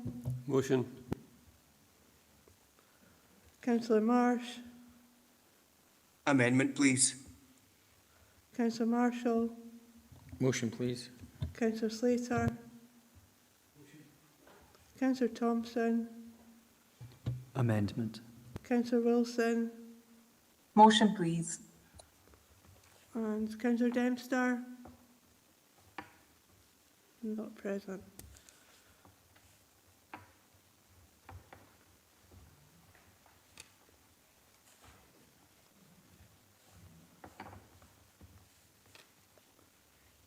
That's the motion carried 10 votes to 8. That's agree option 1, which is stop all work at this point and not advance the scheme. Okay, thanks very much, everybody. And thanks for the input into the debate. So that means the rest of that paper falls, and so we move on to the next item on the agenda. Okay, thanks for all the work you put into it. So move on to item 18, Nature Restoration Fund allocation for 26-27, report by the Head of Economy and Environment. Members are asked to agree the allocation of the Nature Restoration Fund to support new or enhance existing approaches to restoring biodiversity. This report will provide the recommendations of the Climate, Environment and Biodiversity Subcommittee on 2nd of June for consideration and approval. Stuart McMillan is here, and is Simon online? Or? Yes, and Simon Fieldhouse is online, available to take any questions on the report. So, is there anything to add at this stage, Stuart or Simon? Nothing to add at the moment. No, okay, thanks. Chair. Thank you. So we'll just go straight to questions then.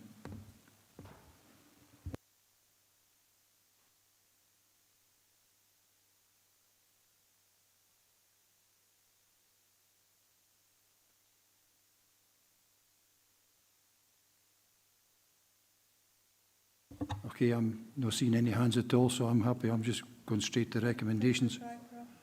Sorry? Councillor Dryburgh. Councillor Dryburgh, okay.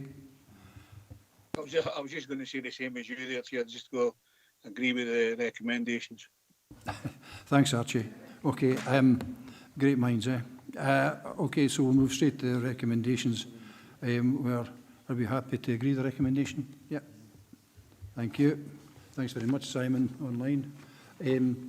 19, Borderlands Place Programme, Progress Report. Again, Head of Economy and Environment, is to provide members with an update on the Place Programme within the Borderlands Inclusive Growth Deal. It also seeks elected members' agreement to the process to identify the initial towns to go forward through the Borderlands Place Programme process. We've got Stuart McMillan, Oliver Schimmel and Shelley Bell, who's online. Good afternoon, Shelley. They're all available to take any questions. Stuart, as lead, is there anything you want to add, or are we going straight to questions? Happy to just go to questions. Thanks. Thank you very much. Any questions?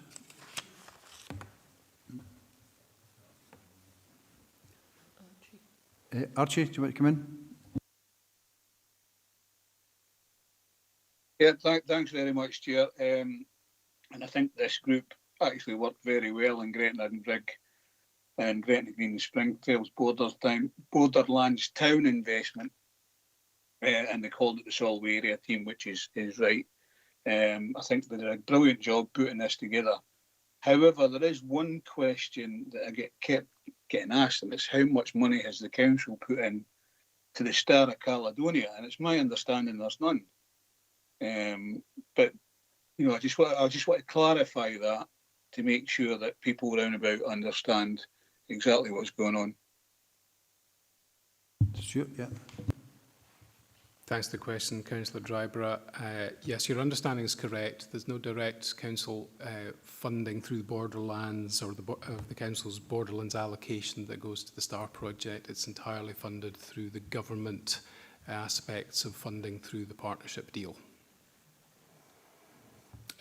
Plus the private sector, sorry, I should also say the majority of it coming from through a private sector source through an energy company. Thank you. Yeah. Okay, Archie. Yeah. Anyone else? No, I think we'll just move the recommendations in. So are we happy to agree the recommendations 2.1 to 2.3? Okay, okay, thanks very much. Move on to agenda item 20, the Fees and Galloway Litter Prevention Strategy / Litter Reduction Action Plan, report by the Head of Facilities, Waste and Neighbourhood Services. The report updates members on the engagement undertaken to inform the development of the Dumfries and Galloway Litter Prevention Strategy in line with the litter prevention mandate approved by the Communities Committee on the 4th of April 2024. And to present the key themes arising from that engagement I've got Alan Mawson and Nicola Simpson here available to take any questions on the report. And it's the usual, Alan, have you anything to add? No. So we'll go straight to questions.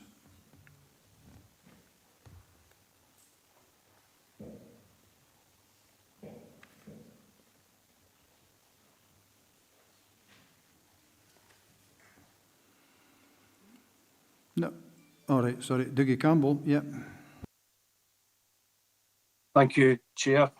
Thanks for the report and for the draft that's been prepared for consideration today.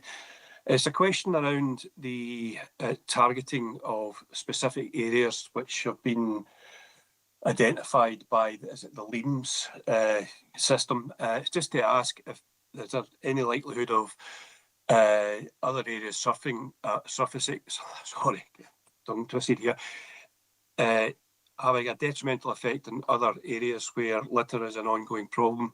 And also, is there any way of including volunteers to support areas that are being targeted? We've got litter collecting groups right across the region, and I think they would probably be quite keen to participate with the council on this.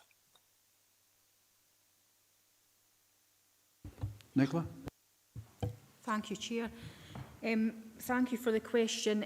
The LEAMS surveys that are done totally randomly, and basically it's a selection of street names are passed across and the areas are individually inspected, so it's not always consistently done, if that makes sense. Like, we're not inspecting the same streets every time. It's done totally randomly, and it's done that way right across the country, to give us a score, which I think was in the high 90s, if my memory serves me right from the report. So because it's random, it does mean that there might be a time where the 30 or 40 streets happen to be areas where we do have particularly bad litter difficulties, and in which case our score might suddenly plummet downwards. But so far, our score has been consistently high in recent years. We do work with a large number of volunteer groups, and we're very grateful to the effort that they make. Every day, every weekend, we get a plethora of green bags dotted about the countryside where they've given up their time to assist us in clearing litter, and as I say, we're very grateful for that. So we want to recognise these volunteers as we go forward with this strategy. You okay, Doug? Yeah, there's an additional question that I had on volunteers participating in the areas identified by LEAMS, and that could reduce any sort of less resources in other areas across the region. Council resources, I mean. Yep. Thank you. We would tend to try and target areas that are affected ourselves, purely because the volunteers are exactly that, volunteers, and they like to work in their own locality. So far we haven't moved volunteers from their own area to go and work in another area, if that makes sense. But the council does try to pick up these areas that are identified as being below standard. So we would do that in our teams. You okay with that, Dougie, yeah? Yeah, thanks. Okay, thank you. I've got two speakers to come, Councillor Drysdale and then Councillor Thompson, in that order. Thank you very much, Chair. Just to again thank yourselves for the hard work that's been undertaken. I know it's been a long drawn-out process, and also again to thank the People's Project under this agenda item, because without them the area really would be quite some mess. So thank you both, and thank you again to them. What I'd like to suggest today, through yourself, Chair, and I don't think it would be a motion, but I would very much like to take ourselves back in time to when we were all, some of us, a lot younger. The Scottish Government used to work a lot harder with advertising campaigns, which we know are very expensive now, but the way the world's going, there's a lot more impact with digital advertising. And I know, as you yourself, Nicola, are looking at a campaign, hopefully through our own comms teams, but I would very much like to ask in recommendation 2.4, with the acceptance of the Chair and possibly the Leader of this Council, that we write to the Scottish Government to ask them to bring back those targeted television and media advertising campaigns. If you recall, it used to be little cartoons of people sitting in the country, and you used to see the litter being chucked over their backs, and the effect it had on animals and wildlife, and the impact it had on local communities and the cost to local communities and the whole of Scotland and the UK. So I don't know where we would sit on that, Chair. I would take your advice and also the advice of the leader, but I think we need to really push the Scottish Government to help us here, because we're very much scrambling uphill, backwards sometimes. Thank you very much, Chair. Yeah, thanks very much. Nicola, have you any idea what the Scottish Government advertising campaigns are? Because they have some, yeah. Through Keep Scotland Beautiful, they do have some targeted campaigns which we have used to an extent, and we keep an eye on those, and if there's something that we particularly like, we do try to use it. But that's, I can vaguely remember the ones that Councillor Drysdale's referring to, but I've not seen that for a long, long time. Do you want to go in? Yeah, thanks, Chair. Just to add a bit of value around about what we're doing internally, I think it's important for the comms team is that we've got a dedicated marketing officer that's focusing around about facilities, waste and neighbourhood services last year and this year. And we've just put together a strategy action plan, which is actually, and what Kate does, she's coming to this committee in November to show some stuff around about that. But what Kate does on that is that she uses the Keep Beautiful Scotland national marketing material when it's appropriate, and then use it locally as well. So I think we'll see a very focused approach to what that is, and you know, the litter strategy and the waste strategy are very intrinsically linked. You know, I think where we are with that, so will be the marketing strategy around about raising the profile of these two, both elements are attributed to that. Thank you, Chair. Yeah, okay, yeah. Councillor Thompson. Thank you, Chair. Yeah, so this obviously, there's a number of members in the Chamber probably have a big interest in this just because of the experience of the lay-by situation. So I'm sort of bound to ask a question just about how long will it take before the lay-by, as mentioned in the report, will actually be reinstated. I know we've had a few challenges about that in certain key locations, but also it does mention in the report just that the funnel bins, which were mentioned in the previous budget decision, got looked at and were deemed not to be fit for easy emptying or whatever. So we're reverting back to the lay-by bins got took away before the financial year, but these ones might be getting a bit delayed before they're actually reinstated. So a time frame in that would be good. And just a comment on Councillor Drysdale's contribution there. Regrettably, we've just taken a decision that might have led to a potential revenue stream to help keep the region more beautiful in terms of supporting the tourism industry, but there you go. But yeah, so maybe a comment on just when the lay-by bins would be getting reinstated, just so members of the public have got a sense of that. Thank you. Yeah, thanks, Chair. So 12 weeks is the planned timeline for the reinstatement of the bins into the lay-bys, Councillor Thompson. I think it's important that for the funnel bin perspective that when we looked at that, I think when we brought them in and had a look at them, it was basically they're used in service stations, and they're on the left-hand side as they come in, so they can dump them where we would be with that. I think that, and they just became, one, very expensive, two, impractical to do, and the intention of them was very much around about putting them in spot locations with all the lay-by bins removed, and that's obviously been reversed now. So that's the plan. I think it's worthwhile noting as well, Chair, just to add a bit of value in, is that the additional funding that we've received this year has been very much focused on about litter as well, and in the neighbourhood services, and we know that, and we've got, as I think it's laid out within the report, that we've got what was dedicated teams now doing the lay-bys and the support on the People's Project as well, and we're starting to see for them that travel the same as myself, I'm sure. I can certainly see an improvement within the lay-by areas that we've got this year. On top of that, we're looking at doing through some funding, the funding that we've received is putting some dedicated training in towards the neighbourhood services street scene team around about verge clearing as well. So very much a priority that's moving round about, and touching on the LEAMS, the areas the Councillor Campbell earlier on, is that we are looking at reprioritising litter as one of the biggest priorities that we've got within the street scene neighbourhood services element, and the litter strategy sits centre of that. Thank you. Just in relation to it was 4.7.2 in the report, where, because obviously solving this problem is going to require a bit of work with public partners, business, all the rest of it. But it was just that engagement with the Road Haulage Association about collaborative solutions. So I don't know what will come back from that in terms of members being made aware of, you know, whether that's people have asked for like CCTV. I don't know if that's practical or legal even, but just about working with the sector to cultivate that message amongst hauliers, drivers, etc. And also what might that look like in terms of local solutions, because it might be different in BTIC to along the A75, do you know what I mean? So it was just to get a sense of when that might come back for members to sort of understand better the potential solutions. Thank you.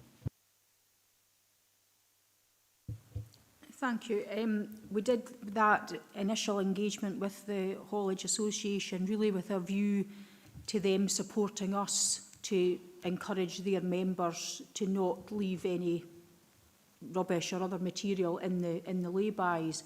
It very quickly turned into something else because they were actually looking for support from us to help their members to travel more comfortably around the countryside, and they were looking at rest areas, toilets, all these things, like more like developing something in the lay-bys for them specifically, which I must admit to being a wee bit shocked by, because I thought, oh gosh, I wasn't expecting that. So that's why we're going to be going back to them and speaking to them again, and they were going away to speak to their members in the interim, and then we'll come back together and have a full discussion, because obviously we don't have the wherewithal to do what they were asking us.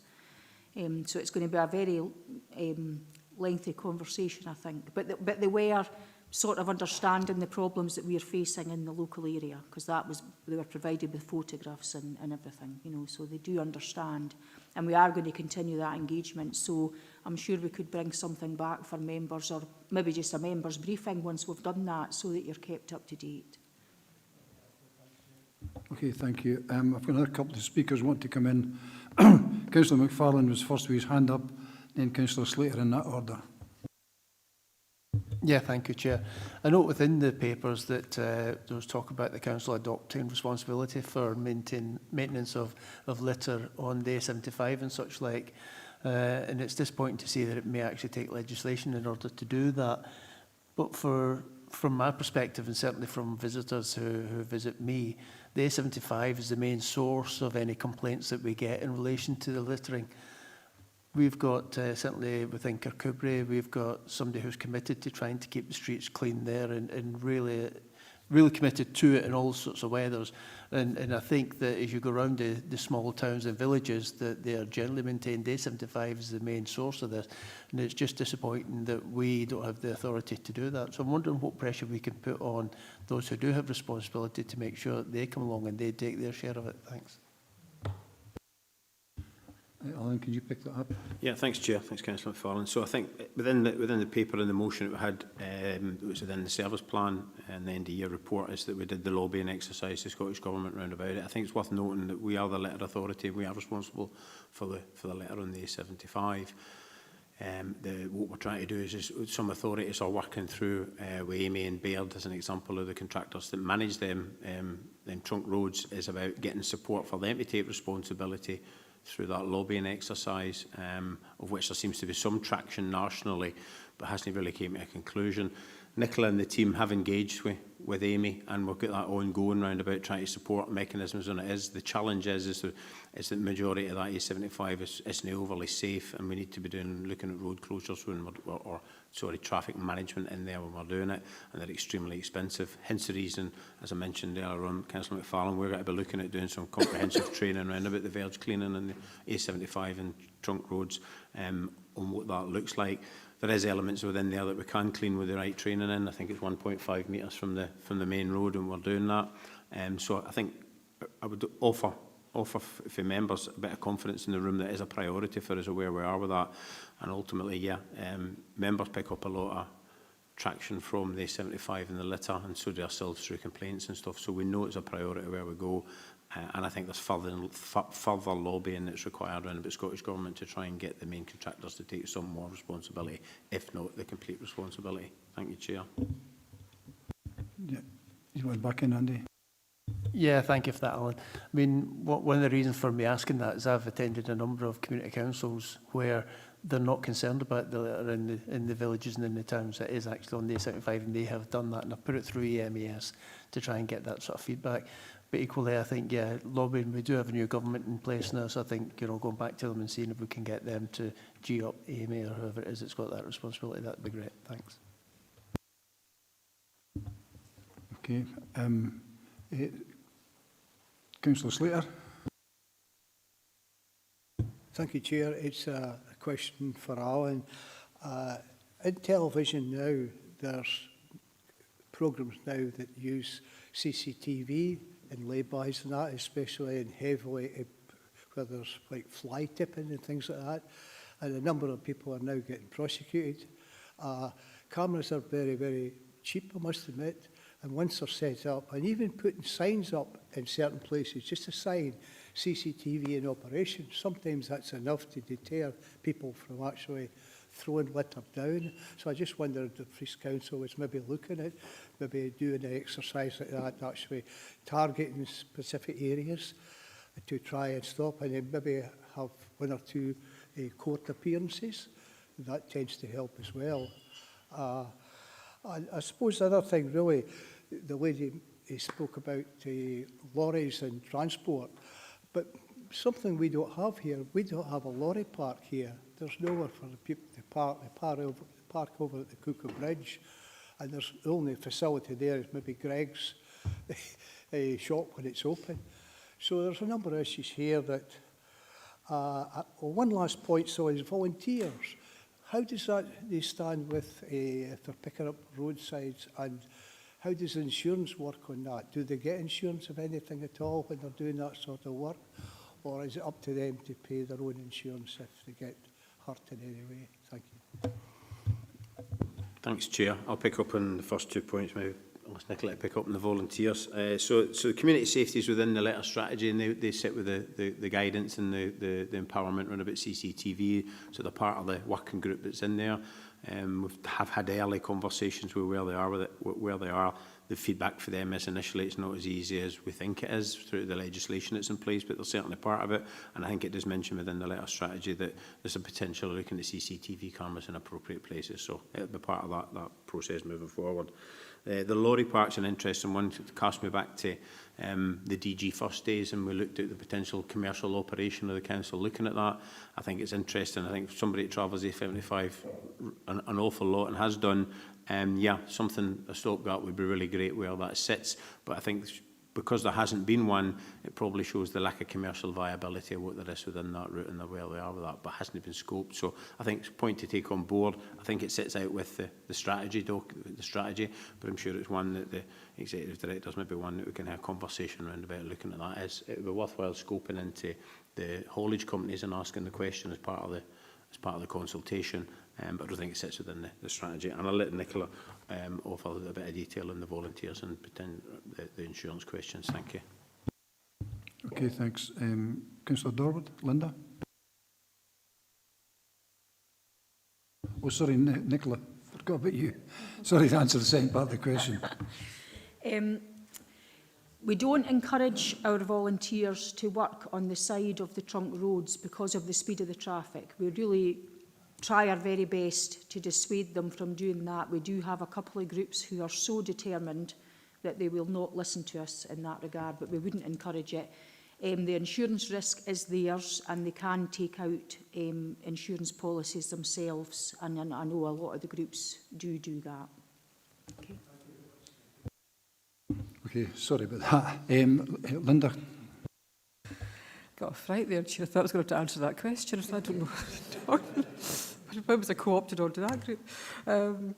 Yeah, thanks for the report, and thanks for it's a very comprehensive overview. I think Councillor McFarlane mentioned a really good point about lobbying in terms of the trunk roads, and A75 is one that we need to lobby more on, and it's actually a C on page just to add to that, page 811. 2, A75 and trunk road responsibility questions. Officers confirmed that lobbying through COSLA is underway, not just via Amy and Bayer, that's COSLA. So how's that going? One question. And 2, maybe more a comment than a question, is that if we upgrade the A75, which we've been lobbying for it seems like centuries now, and the A77, but I'll look at the A75 because that's Dumfries and Galloway.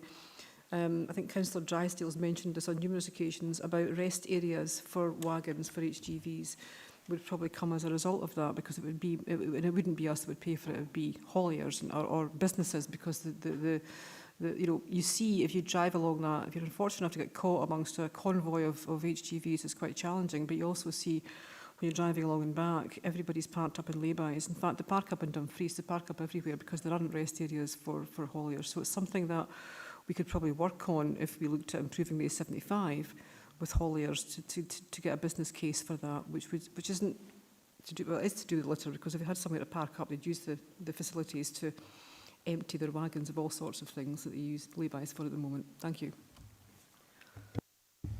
Yeah, thanks, Chair. So the COSLA, the leader and the Chief Executive have written papers to COSLA in support, and there's been nothing come back from that an early initiation, and I think it just probably amplifies the challenge that sits within that sector about Baird and AME and the national policy about looking at responsibility for the A75. And your points are noted on the consultation we'll do with the haulage companies around about rest areas. Chair, thank you. Thank you. Do we come back in, Linda? Yeah. If that's okay, Chair, thank you. It's a COSLA issue. I think it's quite a massive issue. It's quite a massive expense for councils as well, especially Dumfries and Galloway, which has miles and miles of trunk roads and other roads to deal with. And totally get your point. We shouldn't have people going out on trunk roads and picking up litter. That is extremely dangerous, but I understand why they would do it, because some of them are horrendously messy. But I think Leader and Chief Exec lobbying COSLA back on this subject would be useful, and getting some feedback to this committee would be useful as well. Thank you. Yeah, thanks very much. Leader, can you come in on that? Yeah, because I know we've already started that process. I don't know what stage it's at. Yeah, so very much happy to pick that up, particularly with the new government, because I think we've certainly written and written back to challenge the sort of initial response, saying it would take a change of legislation. So I think it would take a change of legislation to actually change that relationship we have as the litter authority. And I have met also with Transport Scotland to try and discuss this, where I think they have an interesting map of Scotland where different arrangements are in place, let's say, which officers might be aware of.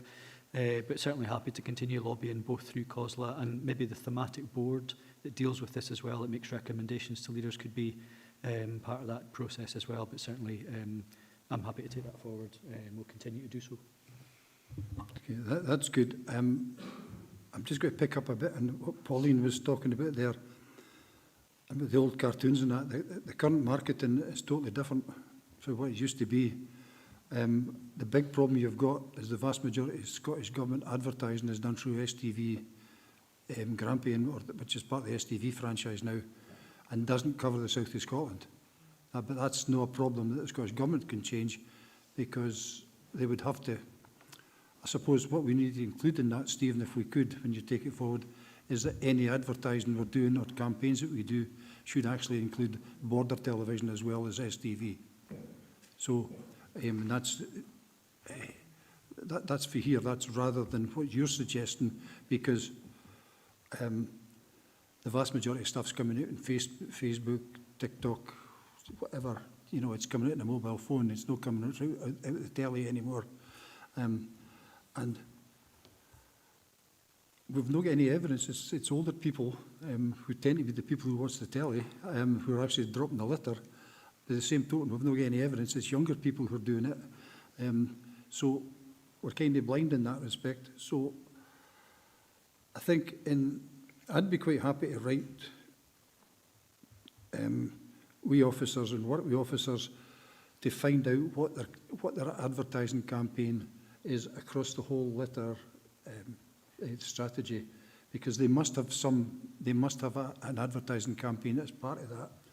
So if it takes me to write to somebody, then we write to somebody. So rather than a recommendation, it's an action we'll take from it, yeah, and keep you all involved. So I'm quite happy to work with Alan and his team on that, and pen a letter to the new Cabinet Secretary who's got to be responsible for it. You okay with that? Yeah. Yeah. All right. So we've got the leader saying he's doing what he's doing, and I'll do that other part. Is there anybody got any other suggestions here, or are we happy to go to recommendations? Stephen? Just the point you made there, I mean, obviously if you include, because advertising, you know, I mean, unless there's an awful lot of much older people eating a lot of McDonald's and chucking them at the side of the road, then I think it's probably best to cover off the things like the social media, whatever method of communication and promotion that Keep Scotland Beautiful or whoever it is can use to reach the audience that's most likely to be the ones that could make a difference. So if you can cover all bases in your letter, but obviously working with the officers who have the information to hand. Yeah, okay, I get that, and I think what else, you've not asked me to do, but I think what we need to do is actually speak to the education directorate, or the wider directorate there, about what we're doing in schools, what kind of, because I know my grandkids are much better at working what goes in what bin than Granny and Grandpa are, right? So I'd be quite happy to have a conversation with, again, with officers for the other departments, where we can educate our own kids and start at the beginning, and let's see. But then you've got that bit in the middle, right? Absolutely, where you're going to get it. So we'll look at everything, I would suggest. So again, I can work with Nicola, Alan, whatever, to have a look at that and take it forward. First Director, Lisa, your permission. Right, you get my drift. Okay, so are we comfortable with that? Yep. Chair. Yeah, go on. Thanks very much. It's just to make the point, we will never, society and marketeers and advertisers will never, ever get to the bottom of who throws litter, because people that throw litter always look in their wing mirrors and around their environment before they chuck litter, not in towns, but on main route roads. So you'll never find out. It's a pattern of behaviour. It's not necessarily the young, the old or the middle-aged. So I think it just has to be targeted at everyone. Thanks, Chair. As best we can, because I don't think Tom and Jerry would work with the modern 10 to 15-year-olds, you know. Never mind. So we'll go to the recommendations to cut this short. So are we happy to agree the recommendations 2.1, 2.3? Yeah, okay, thanks. And those other actions that the leader and I will take on as leader and chair of the committee. Okay, thank you. So we'll move on now to item number 21, the public toilet review. Just get my notes. Okay, so the report provides an update to members on progress of the review of public toilets. Again, it's Alan and Nicola Simpson here to take any questions. Are we okay to go straight to questions? Thank you very much. So open it the floor. Sean? Yeah, I realise this has been brought back just for noting on the progress today and welcome the report. I can just remember when we set the scope in terms of reference, when we're in that, I always look at the kind of positives, that the fact is the review also included the potential addition of toilets in areas maybe where there was gaps. So I'm just wondering what kind of work has been done on that as part of the ongoing review. Thank you. We're looking at all of the toilets at the moment. We're gathering all the information, condition surveys on the buildings. We're gathering usage data, and we're going to be doing more of that in the next few months, just to get an impression of where our busiest toilets are. And we'll also, at that part, we'll be mapping it out as to where there are potential gaps and see if there's possibly something to be brought forward if there's a huge gap is identified. Is that you, Sean? Yeah, fine. Anyone else? No? Oh, sorry. Oh. Can somebody wake up the SNP group here and get in quicker? Thank you. Ben first and then Steve.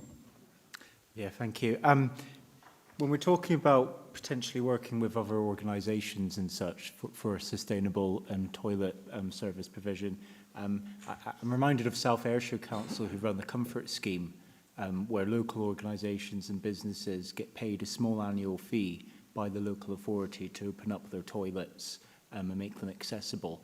So that's sort of a halfway house between the council taking on the entire cost and a local business doing something for free. Is that something that you'll be bearing in mind as we come to this process?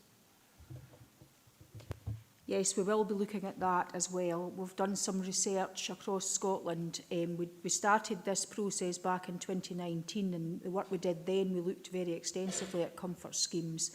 Since then, there has been quite a few authorities have stopped them, but there are some that have continued them going, and they seem to be quite successful. So we're going to be contacting them to get the detail from them on how it works and how their companies have picked up on it.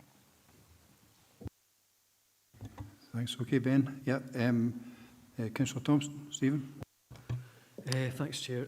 So, yeah, I mean, members will probably remember this was probably looked at a couple of budgets ago as a template. And, you know, I think even though there is a sort of trail of why this has come to this committee and a sort of, it's been maybe previous committees, there's maybe information that members of the public don't have about this because they've seen a proposal a couple of years ago for looking at public toilets, and then they saw it again last year. And while I appreciate that we're only now getting a mandate for a consultation this summer, it feels like,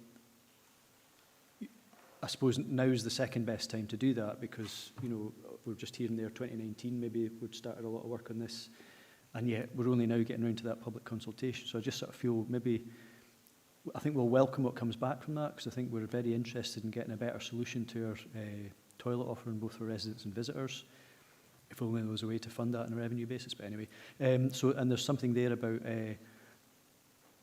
are we now convinced we'll actually, it just feels it's taken a long time to get to here, given that it's been on the agenda for a bit.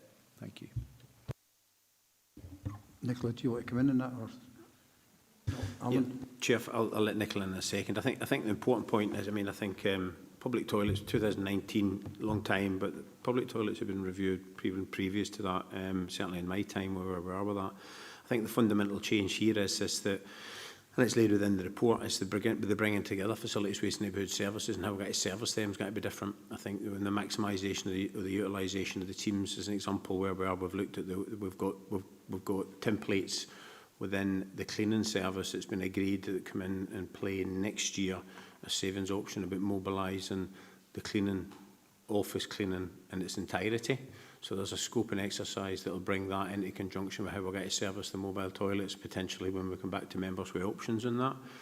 I think the timing, I think the challenge behind why are we where we are now is that there's always been the option of closing them all, and I think that's something that we need to draw a line in the sand roundabout. So the templates have always been should be closed public toilets, which has stopped, I would suggest, the services, the historical element of that, looking at actually what we would see as a really dedicated, focused review of public conveniences, away from a closure option, but how are we going to do things differently? And I think this is very much what that is, and I think the public consultation will be a huge element towards that. And my commitment for the chief officer perspective is to move this at pace then, round about getting all that data collection in and providing members. I think the realistic position has to be potentially looking at, you know, doing things with less but doing it better, or where we are, and making the point of our own, looking at the gaps that we've got. So I think for where we are, this needs to be a milestone, not just for an officer's perspective, but for an elected member's perspective, about drawing a line in the sand and making what I would see as a significant contribution to what this model is going to look like moving forward. Did you want to come in? Yeah, I'm going to let Lisa in for just for a second, yeah. Great, thanks, Alan. That's really good context. I think the other thing, because we did look into this because it was raised prior to committee, is my understanding is that members agreed not to progress the previous public toilet review following COVID. So this is a whole new review, as Alan is explaining, on the back of the motion from the budget decision in February 2025, which was to undertake a review, as opposed to a black and white decision as to whether to open up, you know, whether to close the toilets or not. So that's just a little bit of the kind of a historical context to it. Okay, thanks very much. Do you want back in, Stephen? No, and I do welcome, and thanks, Alan, for that response, because I think the whole drawing a line in the sand thing was probably of comfort to members, because I think probably members feel we've decided that twice, you know, to sort of say no to that. But the review, I think, is the more appropriate way forward, as you've outlined, because obviously things have changed since the 2019 time. But I think that's maybe something that the budget panels maybe looked at to say, even though we've looked at stuff that's been consulted before, some stuff can't stay on the shelf to come back as a proposal, and I think it's good to hear you say that, just because it helps us move on, if you like, as well. Thank you. Nicola, do you want to come in? It was just really just to say in regards to the public consultation, back in 2019 we did an extensive amount of public consultation, and this time we're going to do it a wee bit, have more of a proposal for an actual location ready to consult on, rather than just having a generic discussion about toilets. That was the way we were going to try and target it, so that we'll already have done the legwork to see what's around about and what opportunities there perhaps are with businesses, maybe even have had some preliminary, I can't say that, conversations before we actually go to the public, so that it's targeted and focused rather than just a general discussion, if that makes sense. So it will come at the very end of the process. Okay, thanks. Can we be assured it's got to be finished before a penny is no longer legal tender? I couldn't no ask that. Sorry. So back to the agenda. Stephen, are you okay with that? Yes. Councillor Marsh, Richard, it's up to you.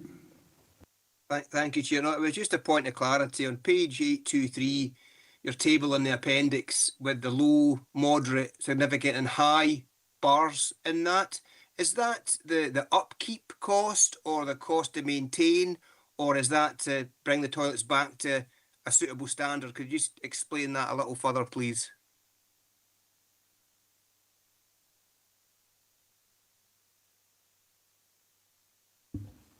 He's just looking it up, Richard, do 2 seconds. I hope I've got the page right there. I'm on the tablet now, trying to kind of conform to the new regime. I think it's page 823.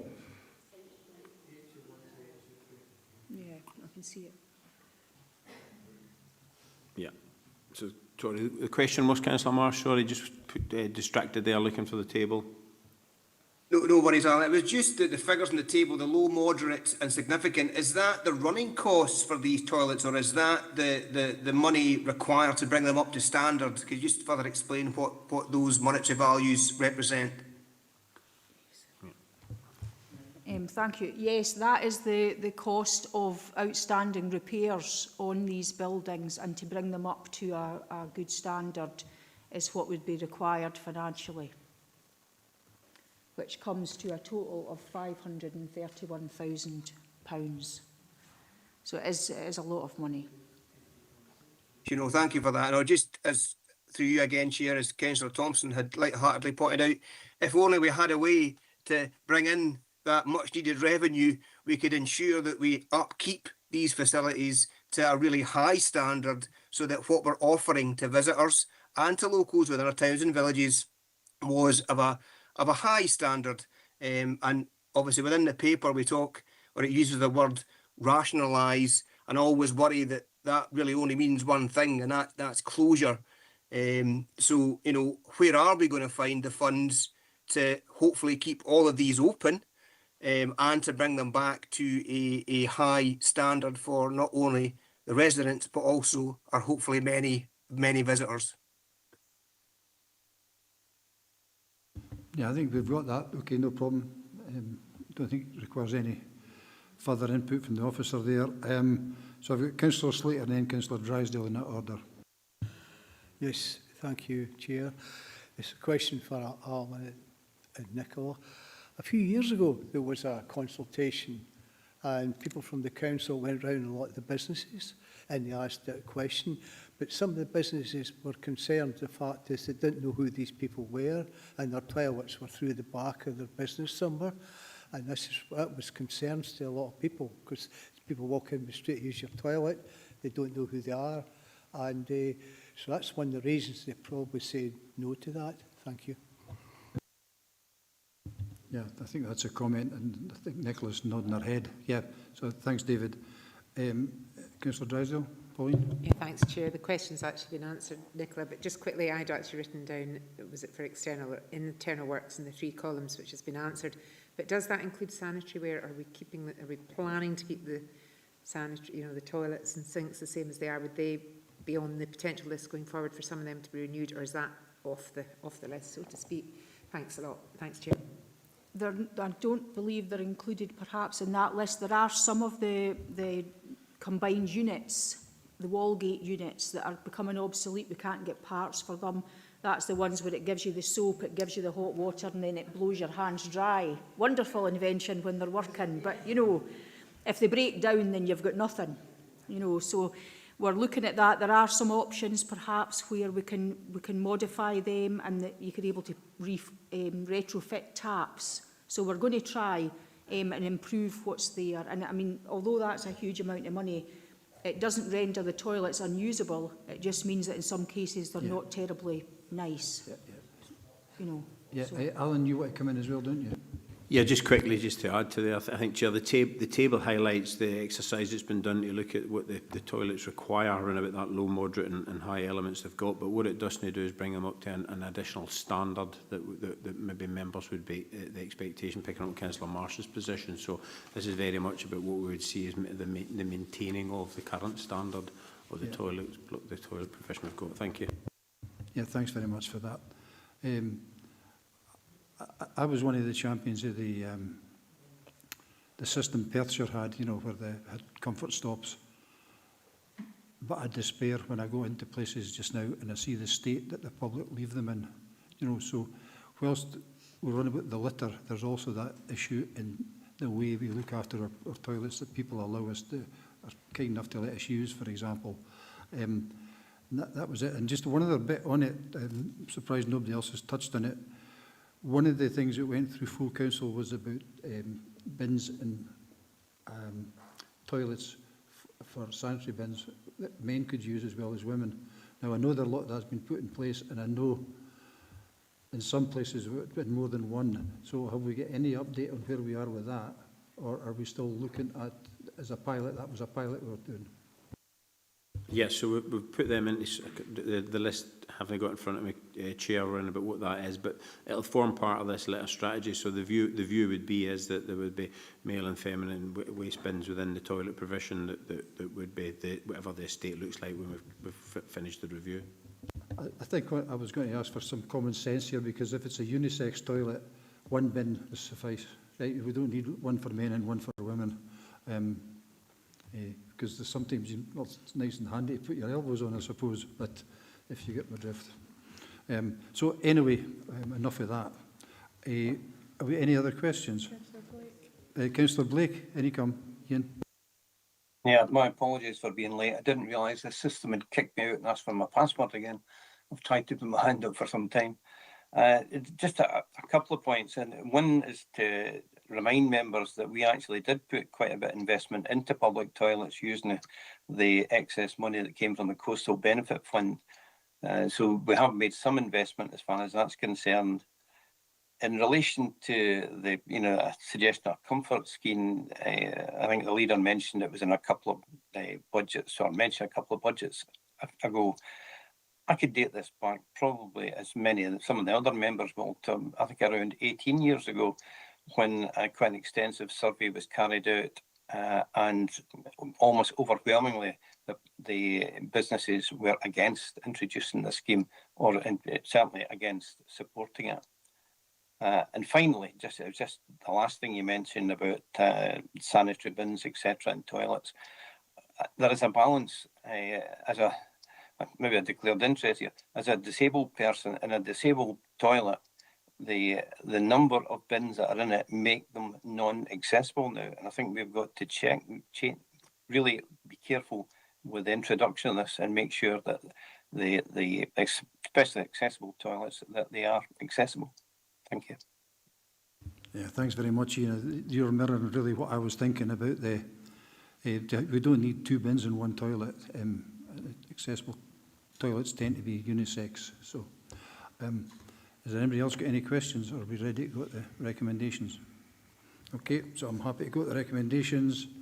I'll be happy to agree recommendations 2.1 to 2.3. Okay, thank you very much, everybody. Outside bodies, item number 22, last on the agenda.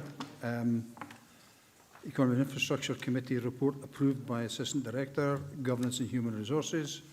Members are asked to fill vacancies in outside bodies following a number of resignations in accordance with the Council's scheme of representation on outside bodies.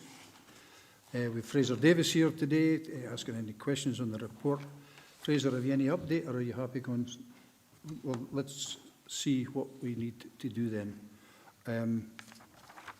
So we're asked to appoint one elected member to the Dumfries and Galloway Sustainable Food Partnership. Have we anybody looking to do it? The Vice Chair's happy to do that. Is there anybody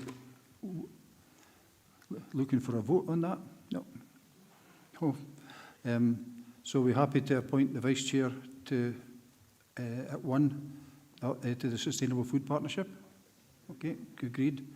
And the second one is appoint one elected member to the North Channel Partnership to fill the vacancies detailed at 49411. Yeah, I see David, you've got your hand up. Yeah, Chair, happy to take that one if nobody else is interested. Yeah. Stephen? Yeah, it was just to check. Is it just members from this committee that are on that? Because I think, I'm wondering if Councillor Stevenson's still a member of this committee, and if we need to consider that as well. So it's just to clarify. So I don't know if that's actually right, because Paul is not on this committee anymore. So do we have to appoint two people? We've already got one volunteer, David.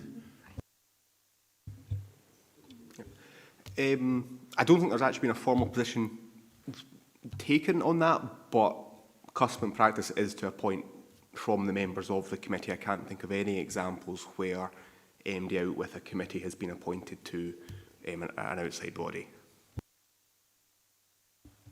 Pauline? Sorry, Chair, just through yourself.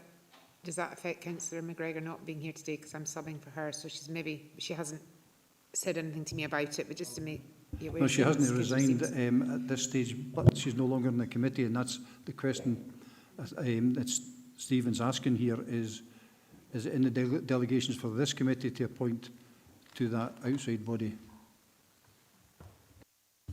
Just a second, Sean.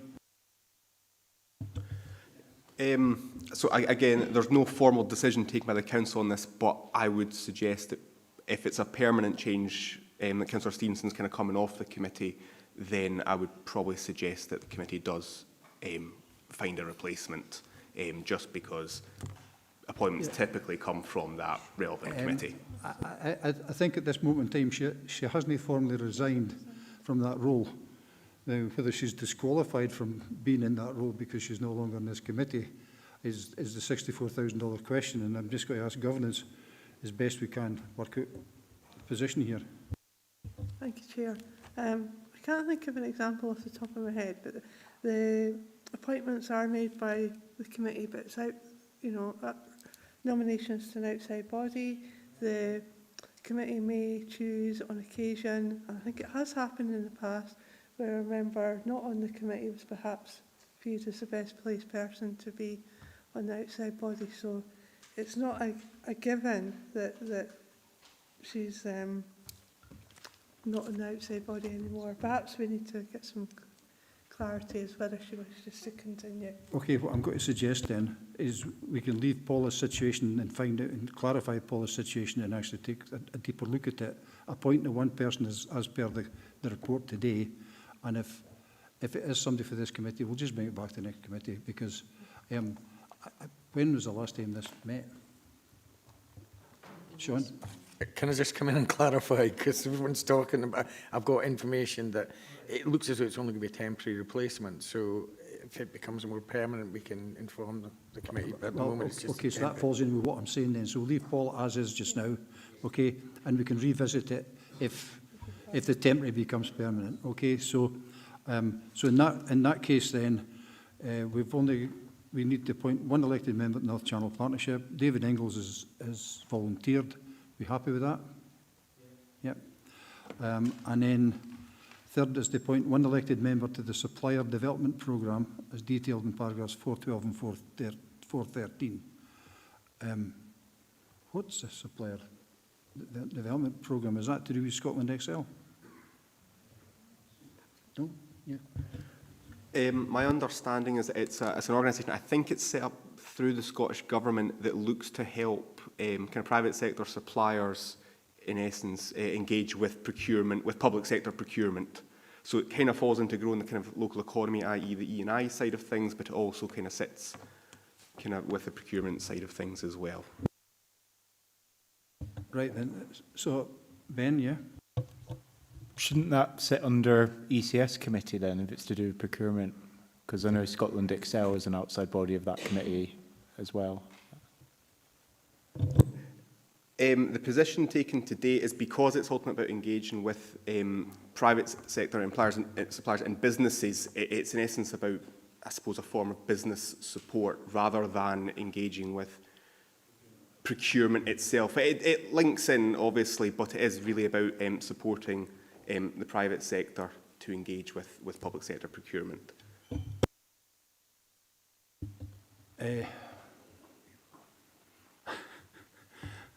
So I'm not seeing any hands here jumping up.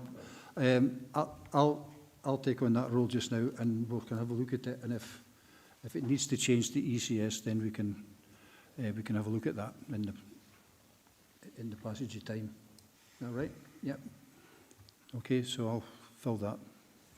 Congratulations, Andy. Yeah. I'm sure it's got to be riveting.